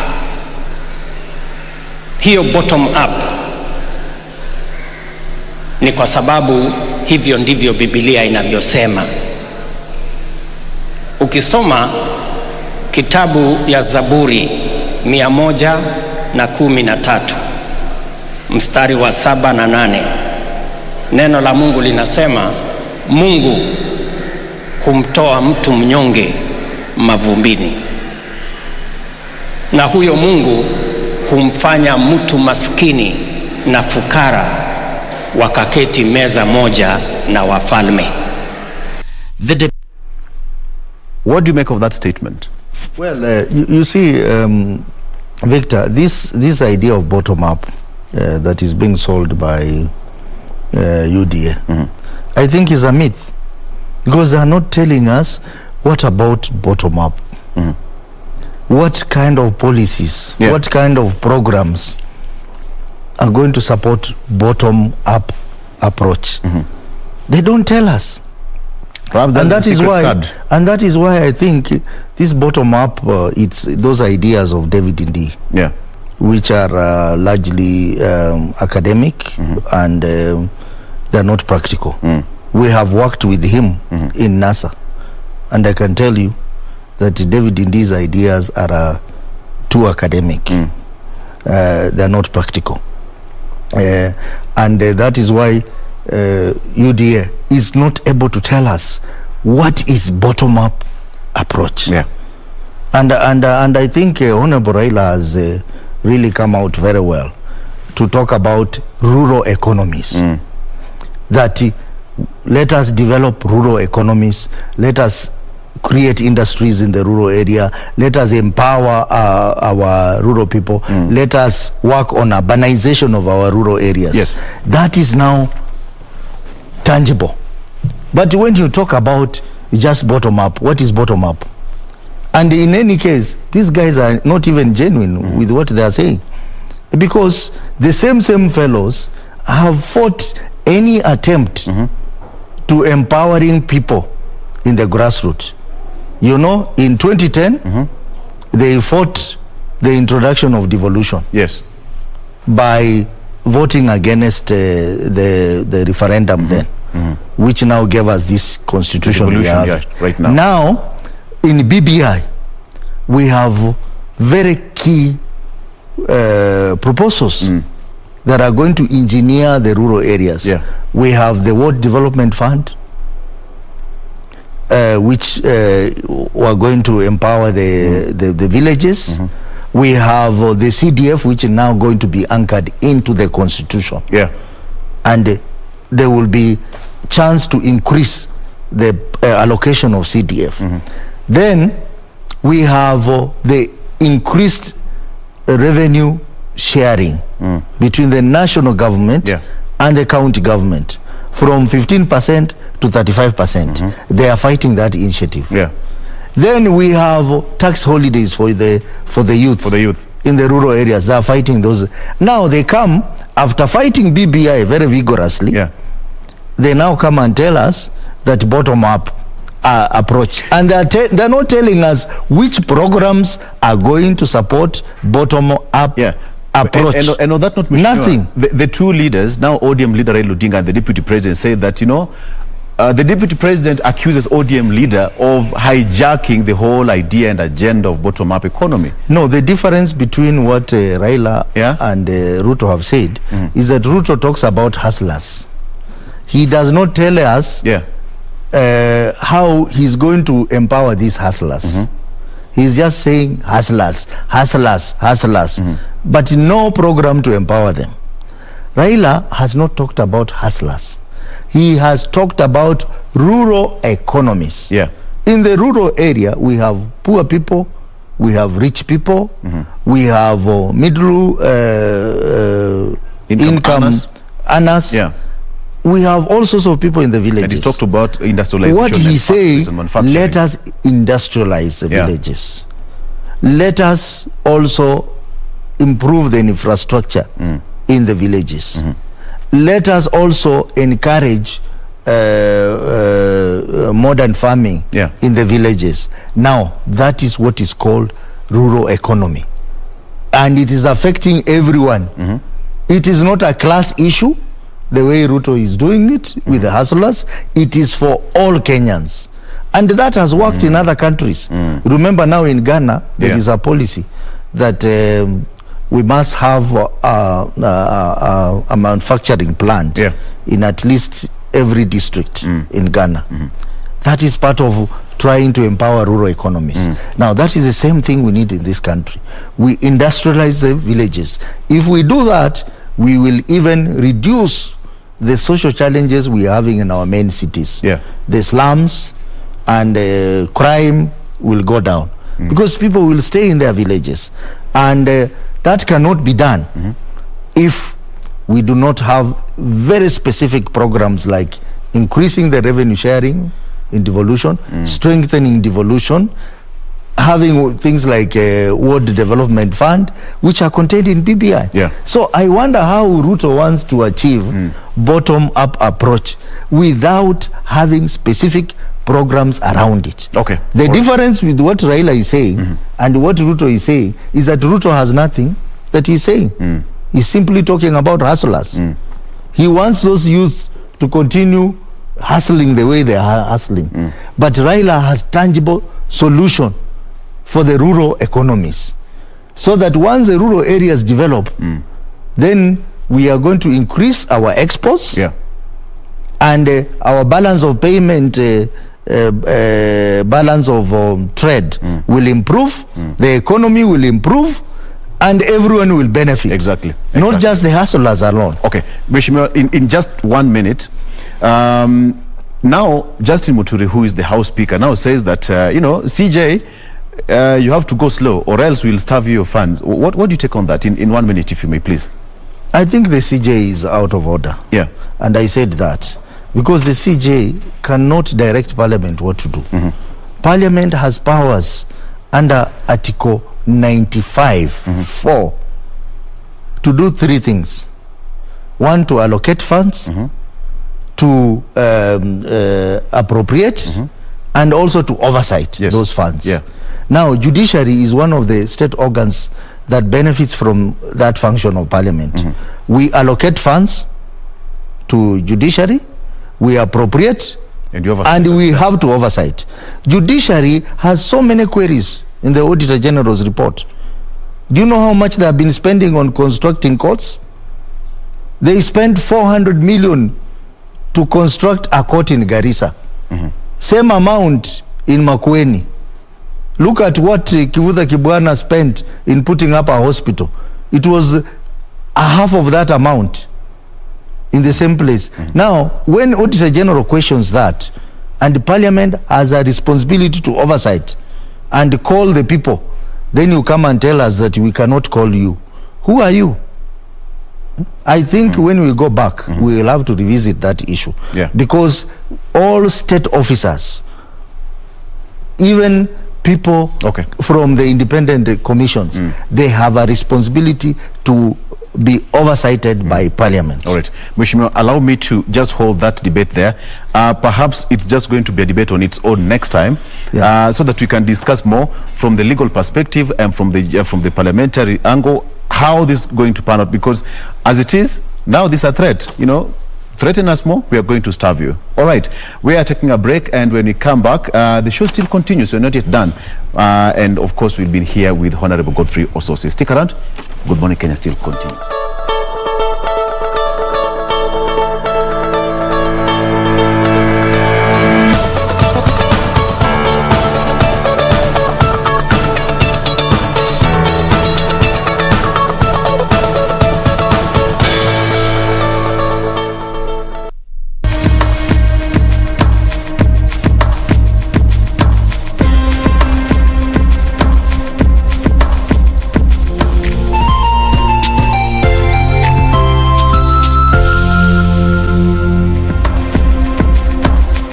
Be sure, check out for a KDIC sticker in your banking hall. KDIC, protecting your deposits.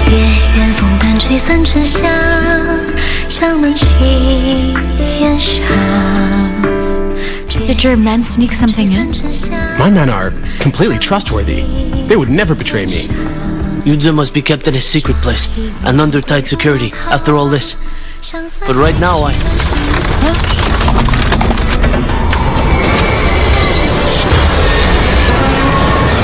that you're not only my wife, but you are also Princess Qian. If I didn't drain the poison from his blood, he would be dead. That's utter nonsense. Guards, take them out and kill them right now.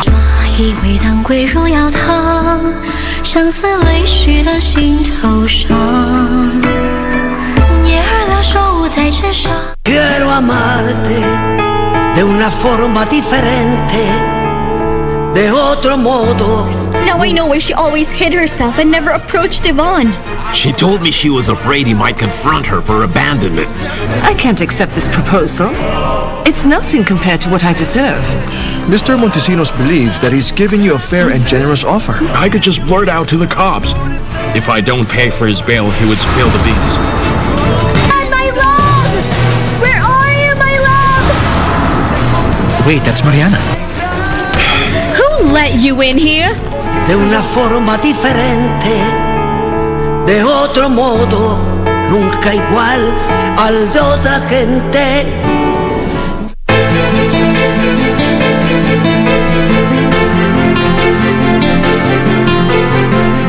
Safari, kama hauna usingizi, jiokote uende kwa utembele mbele. Unachokitafuta kutoka kwangu, nitakupatia sawa yako ukae mahali pako. Wewe kama wataka kwa watafute kwenye vyumba vyao huko, mimi sijapangisha mtu hapa. Kwani nakufanya nini, mbona nijibu hivi? Wewe ulifanya kuja hapa, mimi nilizaliwa hapa. Mimi ndo first born katika hii nyumba. Sitakubali mtu yeyote aingilie katika mipango yangu. Kwa hivyo chunga sana unapokanyaga.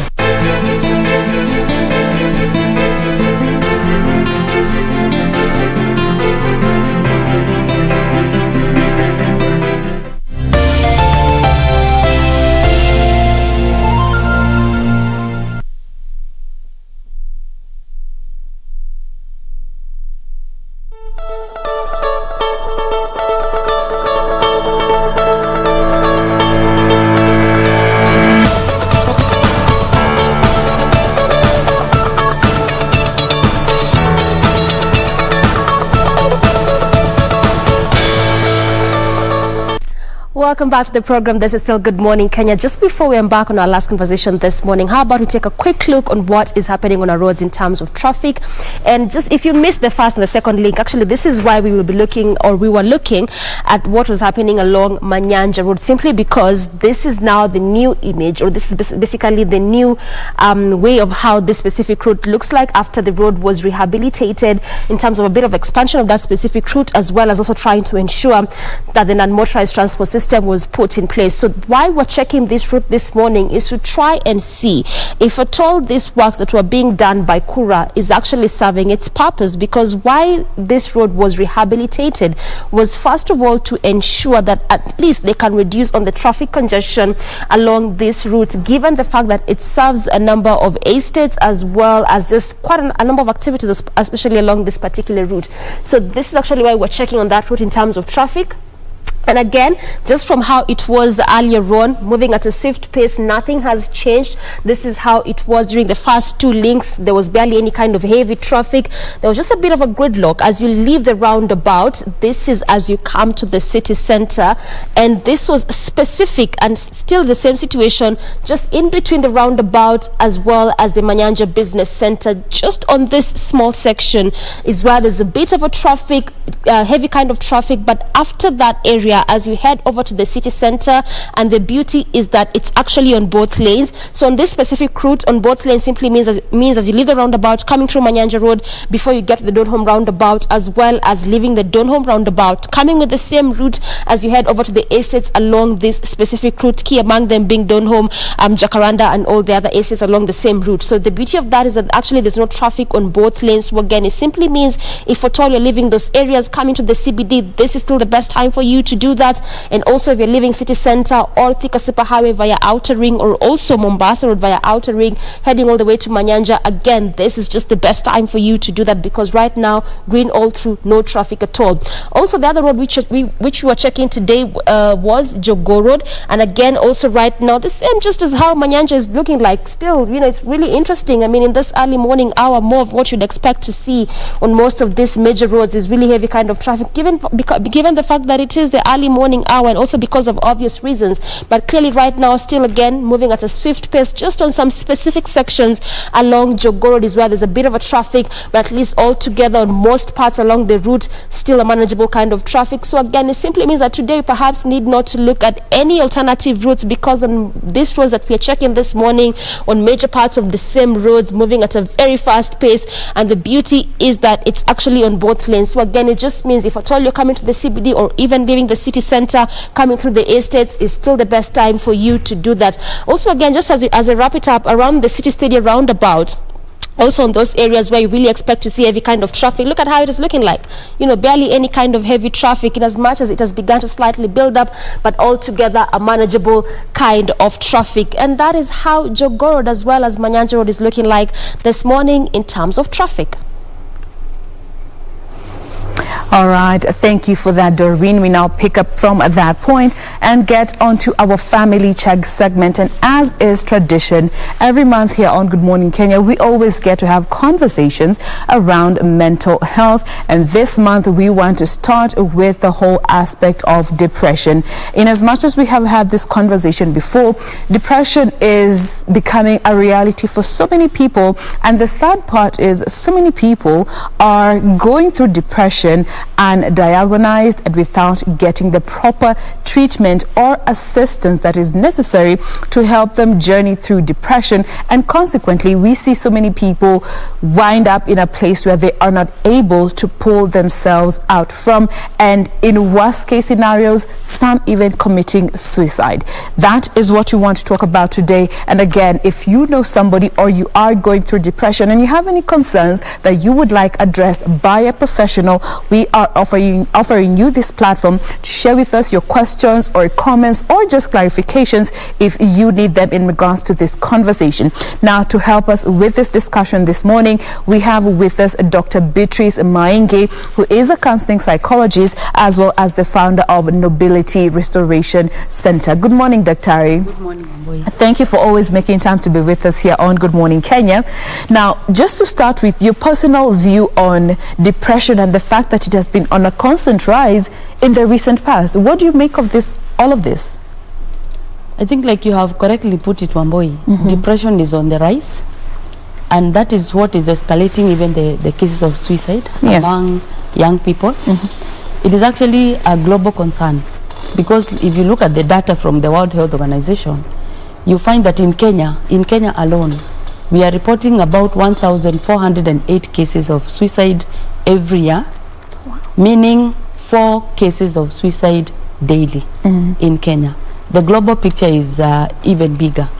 And one thing that is clear is that suicide is mostly pushed by depression, especially among young people. It is on the rise, and that's why it becomes very important for us to discuss issues around depression and suicide. Okay. And the other scaring bit is that the age at which people are committing suicide is getting lower and lower.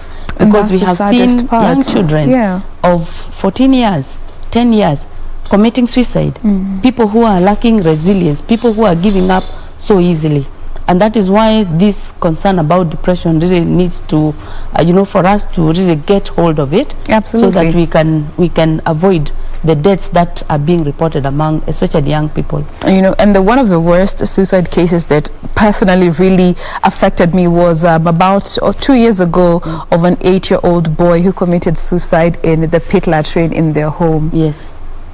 That is just something that really scars you as a person. And I do not know this child in any way whatsoever, but the fact that an 8-year-old can seclude themselves, go to a pit latrine with a rope and hang themselves, that clearly shows you there's a problem, and especially even among our children, because we tend to think our children don't go through stress. I mean, what stress could they be going through? But now coming to depression in itself, how would you professionally define depression? Because many a times we have our own versions of depression. You wake up feeling sad, you say, Mila unasikia niko depressed. Things, you get a flat tire, mi niko depressed. You have a cold, mi niko depressed. But when we talk about depression, medically speaking, what are we covering, or what are we looking at? Okay, depression is actually a mental health disorder that is characterized by sadness, hopelessness, lack of interest in things that once previously enjoyed.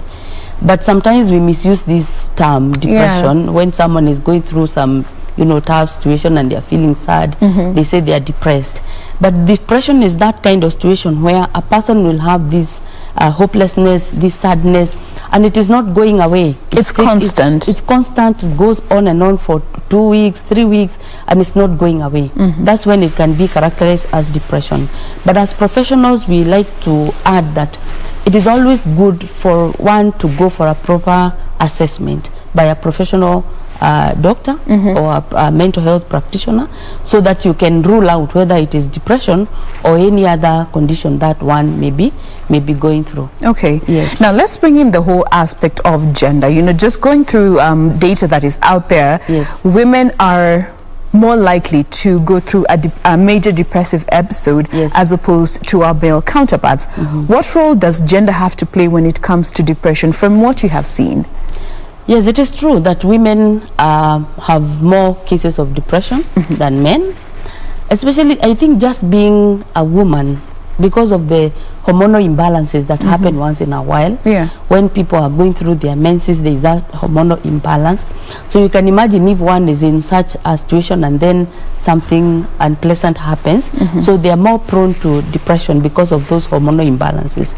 Remember, women are also the ones who go through pregnancy, and so there is the postpartum depression that happens after childbirth. So when we look at that data among women, that is what spikes the number of women who, the number of depressive cases among women, than men, because of those hormonal imbalances, and also the tasks that women play. Because you find that women will be the mothers, they are also working in the office, so they have a lot in their hands to handle, and that is what now keeps spiking the cases of depression among women. Okay, and now on the flip side, when it comes to how women and men handle depression, you find men are poor at it as opposed to women.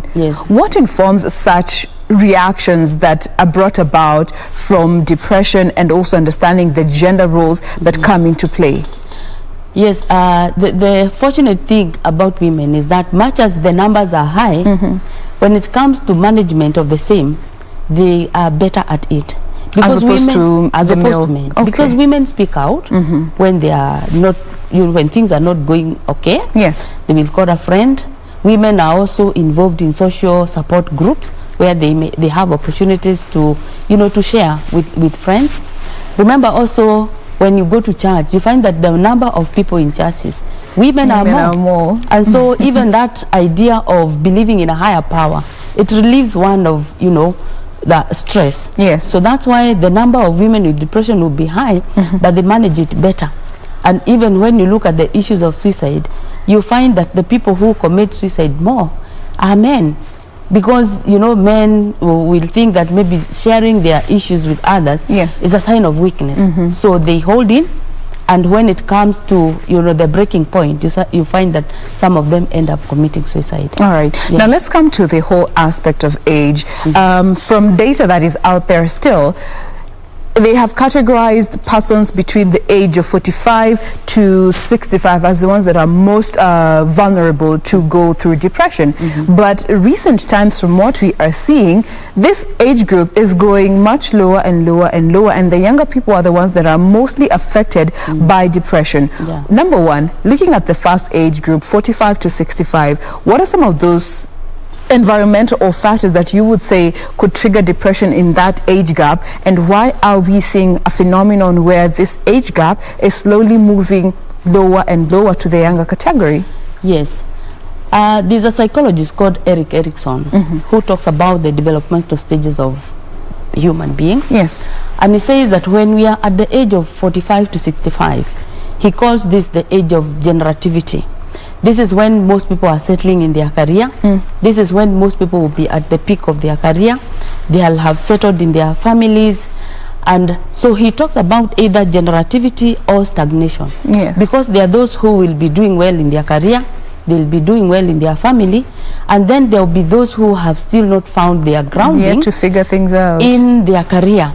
Maybe they have not even found their grounding in their family, and they are looking around and comparing themselves with their peers, and they feel that their life has stagnated. And that is the group that is bound to experience depressive episodes, because of feeling like they have stagnated, and they look at the life ahead and they are wondering, do I really have enough time to correct what may be wrong and maybe build my career? Yes. You know, so that is what now makes people in that age group, those who feel that they have stagnated, that's what makes them get into depressive episodes. But today we find that the age is lowering because of the influx of information, whereby you find young people are accessing information that they should not be accessing, that is not age appropriate. So you find that they are dealing with issues that are not, you know, that don't belong to their age. They have more stresses. There is a lot of competition. You know, in the media, they are looking around at what people are doing, and then they feel like they have been left behind. You know, the young people, they feel that, no, this is my age group, but I feel like I don't belong. Other people seem to be doing so well, without actually knowing that some of the things that people post on those Facebook and all that may not be true. And So most of the time they're not. Most of the times they are not. Then there is also the issues of cyberbullying. There is also the issues of isolation. When you look at the issue of, you know, the pandemic, the COVID, where children are at home more, so they are watching a lot of TV, they are on their phone, and and parents may not have a lot of control about the information that they are accessing. So some of the information is not age appropriate. So we find that children are entering into ages where they don't belong because of the information that they are accessing. And some of these things that they watch on TV and other forums, they actually, some of them even encourage issues of suicide. They teach them things that, you know, you would not expect such children to be exposed to. So that is what now is bringing down the age of depression and suicide among young people. And that's why we are urging parents, it is important to give children the right information from very early, so that even when this wrong information is coming from wherever, parents may not have control, but do the children know what is right? Because when they know what is right, then they'll be able to weigh it against what they already know. They will have a point of reference, and that is what you as a parent have offered. Yes. All right. Now let's look at the triggers, because depression does not just come from anywhere. And let's start with genetics and what role it has to play in line with depression. Does family history contribute to an individual being predisposed to a depressive episode? Yes, exactly. Actually, up to around 40%.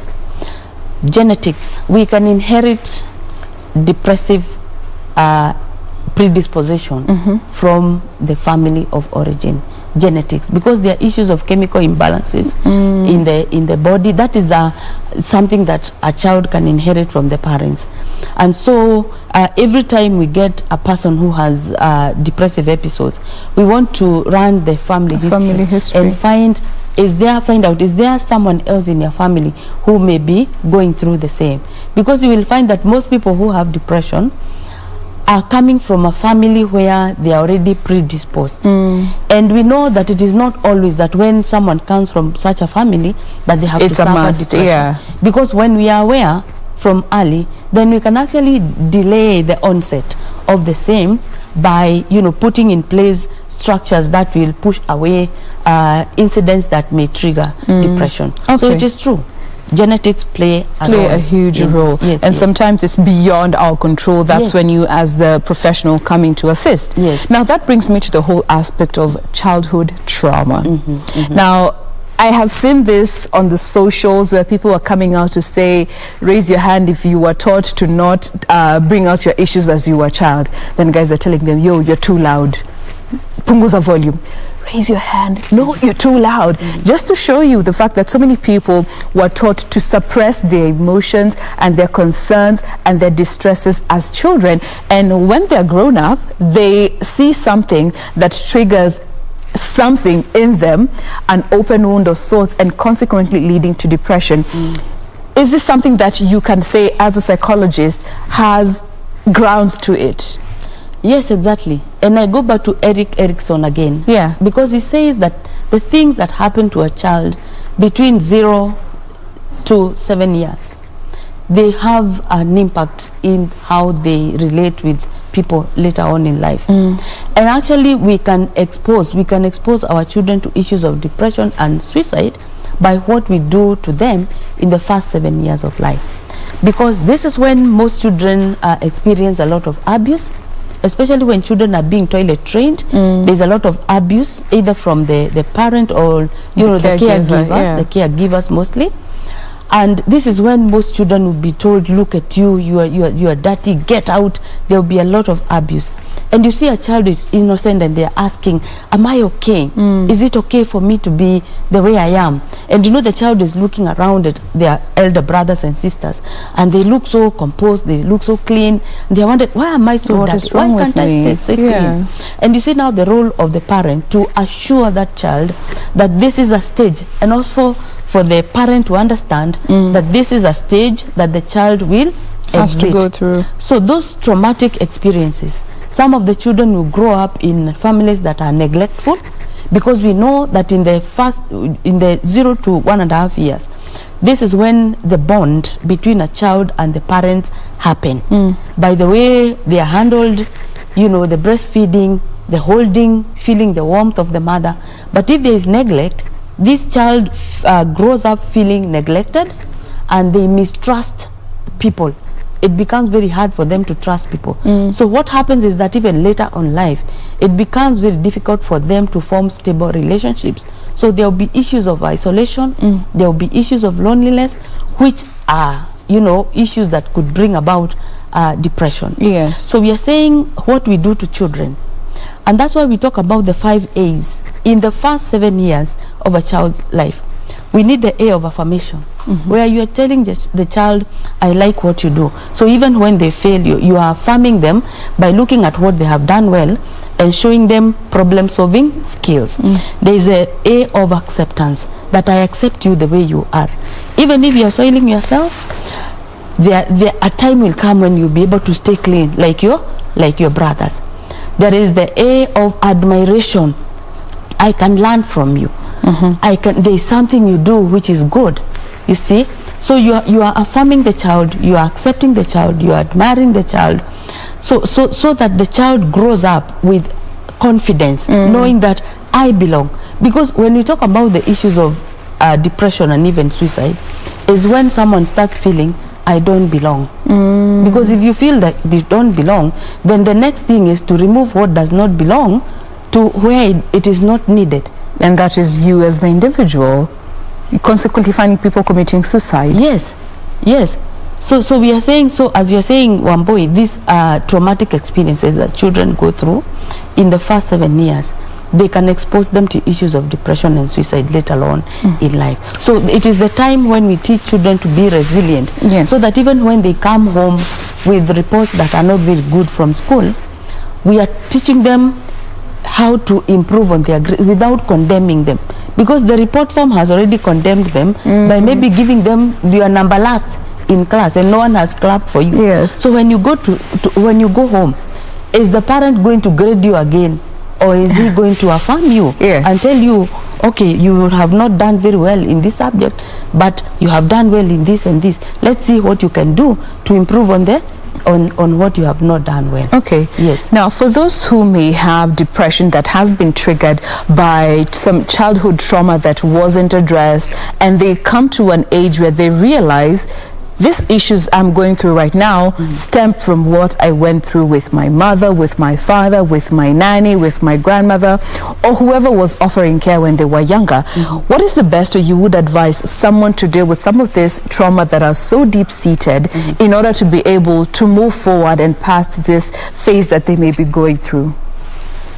When someone realizes that they have a traumatic past that is affecting their present, the best thing to do is to go for therapy, because it means that you are chained to your past, you are chained to your traumatic experience, and someone has to come and cut that chain, and that is through, you know, a therapeutic experience.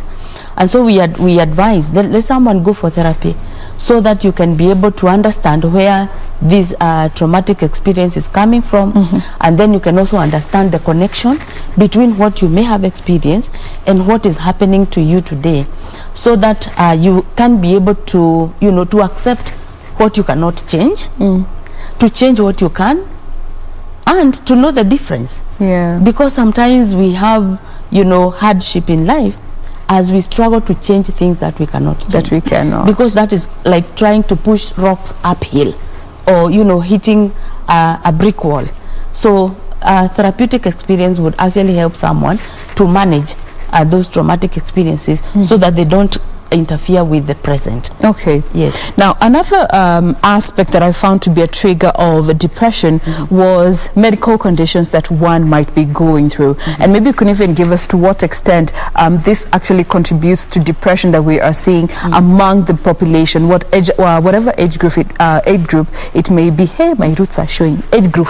But looking at the whole aspect of medical conditions and the relationship that they have with depression or depressive episodes. Yes, so there is no one who rejoices at a diagnosis, and especially when it is terminal. Some of these terminal illnesses, well, when you go to hospital not knowing what you may be going through, and then the doctor tells you that you have cancer, you have, you know, HIV, you have this and these terminal diseases. There are people who are able to manage those conditions, maybe by joining support groups, or by just getting the correct information about how to manage the condition. But there are those who don't go beyond the diagnosis. So they stagnate at that diagnosis, and all they can see is death, all they can see is the end of their life. And some of these diseases are very painful. A disease like cancer, you know, so it has to be managed with medication. Sometimes people become incapacitated, they become immobile, and so they have to depend on their relatives for care. Someone who may have been very active doing their work and, you know, taking care of the family, and all of a sudden they have to stay in bed, they are bedridden, they have to everything has to be done for them. It is very difficult to separate that person from a depressive episode. A lot of work has to be done. Keep talking to them, support, you know, link them to support groups, ensure that, you know, they are supported well, so that, because again, if they add depression to the condition that is already existing, then they may bring their end nearer. Okay. Yes. Now, as we close this conversation, and the other aspect, maybe in brief, is all about the treatment options that are available for depression that you would medically or professionally, so speaking, encourage our viewers or anyone who might be going through a depressive episode to look or venture into. What are those treatment options that you, professionally speaking, can recommend? Very briefly. Okay, I may not recommend one that fits all. Yes, options. Options, because when someone is going through depression, especially when the family has been able to see those early warning signs and they get professional help, the medical professional would be able to advise. Some of them may be put through antidepressants. Most of them, especially when it has major depressive episode, they'll be put on medication, which they have to take at least for 6 months straight, and then the doctor, after observation, may decide either to wean them off the medication or reduce or change. You know, it's after review. And then there is the psychotherapy, because even the people who are admitted in mental health facilities, after the doctor has prescribed the medication, there is a lot of work that still has to be done with this person. That is psychotherapy, where there is counseling, where there is social support and all that. So there will be the medication and the psychotherapy, and mostly the psychotherapists will decide the management strategy that they want to use. Yes. Most of them will use what we use, cognitive behavioral therapy. Cognitive behavioral therapy talks about you know, problems that come because of our thought processes. Yes. Because most of people who have done research on depression, they say that the one common thing among people who are depressed is negative thoughts. People who say, I will never make it, I don't matter, I am the worst. You know, they don't see any positive thing in anything that they about do themselves. And in psychology, we call this illogical thinking. Because like when you say nobody loves me, then the challenge is, are you known by everybody? Then if you're not known by everybody, then that statement is wrong. Because those who don't know you, you don't know how they would respond to you. Yes. So when we give these blanket statements that I will never make it, then you are asking, how many things have you tried? Okay. So CBT now helps people to kind of untwist the illogical thinking, so that they can be people who are reflective. Before they jump into conclusions, they can say, maybe I should try this, maybe I should do this, before they give up. Okay. Yes. Now, I'm told we are completely out of time, but again, this, I always repeat, these are not conversations that we can exhaust in this one sitting, and we always welcome you to be part of this, and we'll be sure to continue with more of these conversations around mental health. I know this past weekend there was an incident that happened. So many people, if you're on the socials, caught wind of it, you know, and also understanding our role as media and opinion shapers, what we have to, the power that we have when it comes to shaping opinion around some of these mental health conversations. But for now, we put a pause at that particular point. We have been speaking with Dr. Beatrice Maingi. She is a counseling psychologist as well as the founder of Nobility Restoration Center. Thank you so much for making time to be with us today. Thank you. All right, that wraps up Good Morning Kenya. Be sure to join us the day after tomorrow, given tomorrow is a holiday, for another fantastic edition of Good Morning Kenya. On behalf of the Good Morning Kenya crew, we wish you a lovely day. Do enjoy the rest of your viewing. I am Jane Wamboi.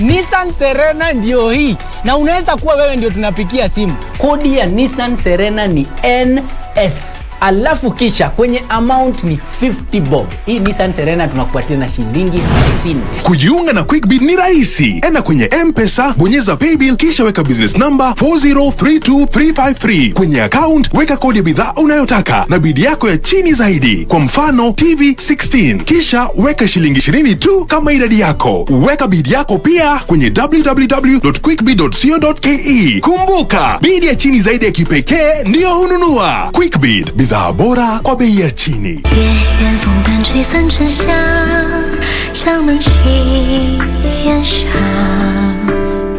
Did your men sneak something in? My men are completely trustworthy. They would never betray me. Yudze must be kept in a secret place and under tight security after all this. But right now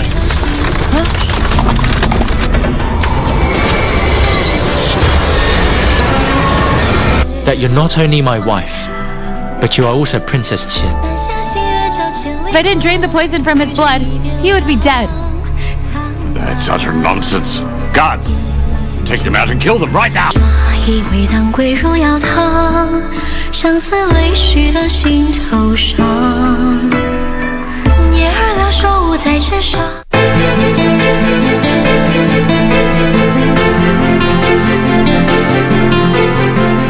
Safari, kama hauna usingizi, jiokote uende kwa utembele mbele. Unachokitafuta kutoka kwangu nitakupatia sawa yako ukae mahali pako. Wewe kama wataka watafute kwenye vyumba vyao huko, mimi sijapangisha mtu hapa. Kwani nimekufanya nini mbona nijibu hivi? Wewe ulifanya kuja hapa, mimi nilizaliwa hapa. Mimi ndo first born katika hii nyumba. Sitakubali mtu yeyote aingilie katika mipango yangu. Kwa hivyo chunga sana unapokanyaga.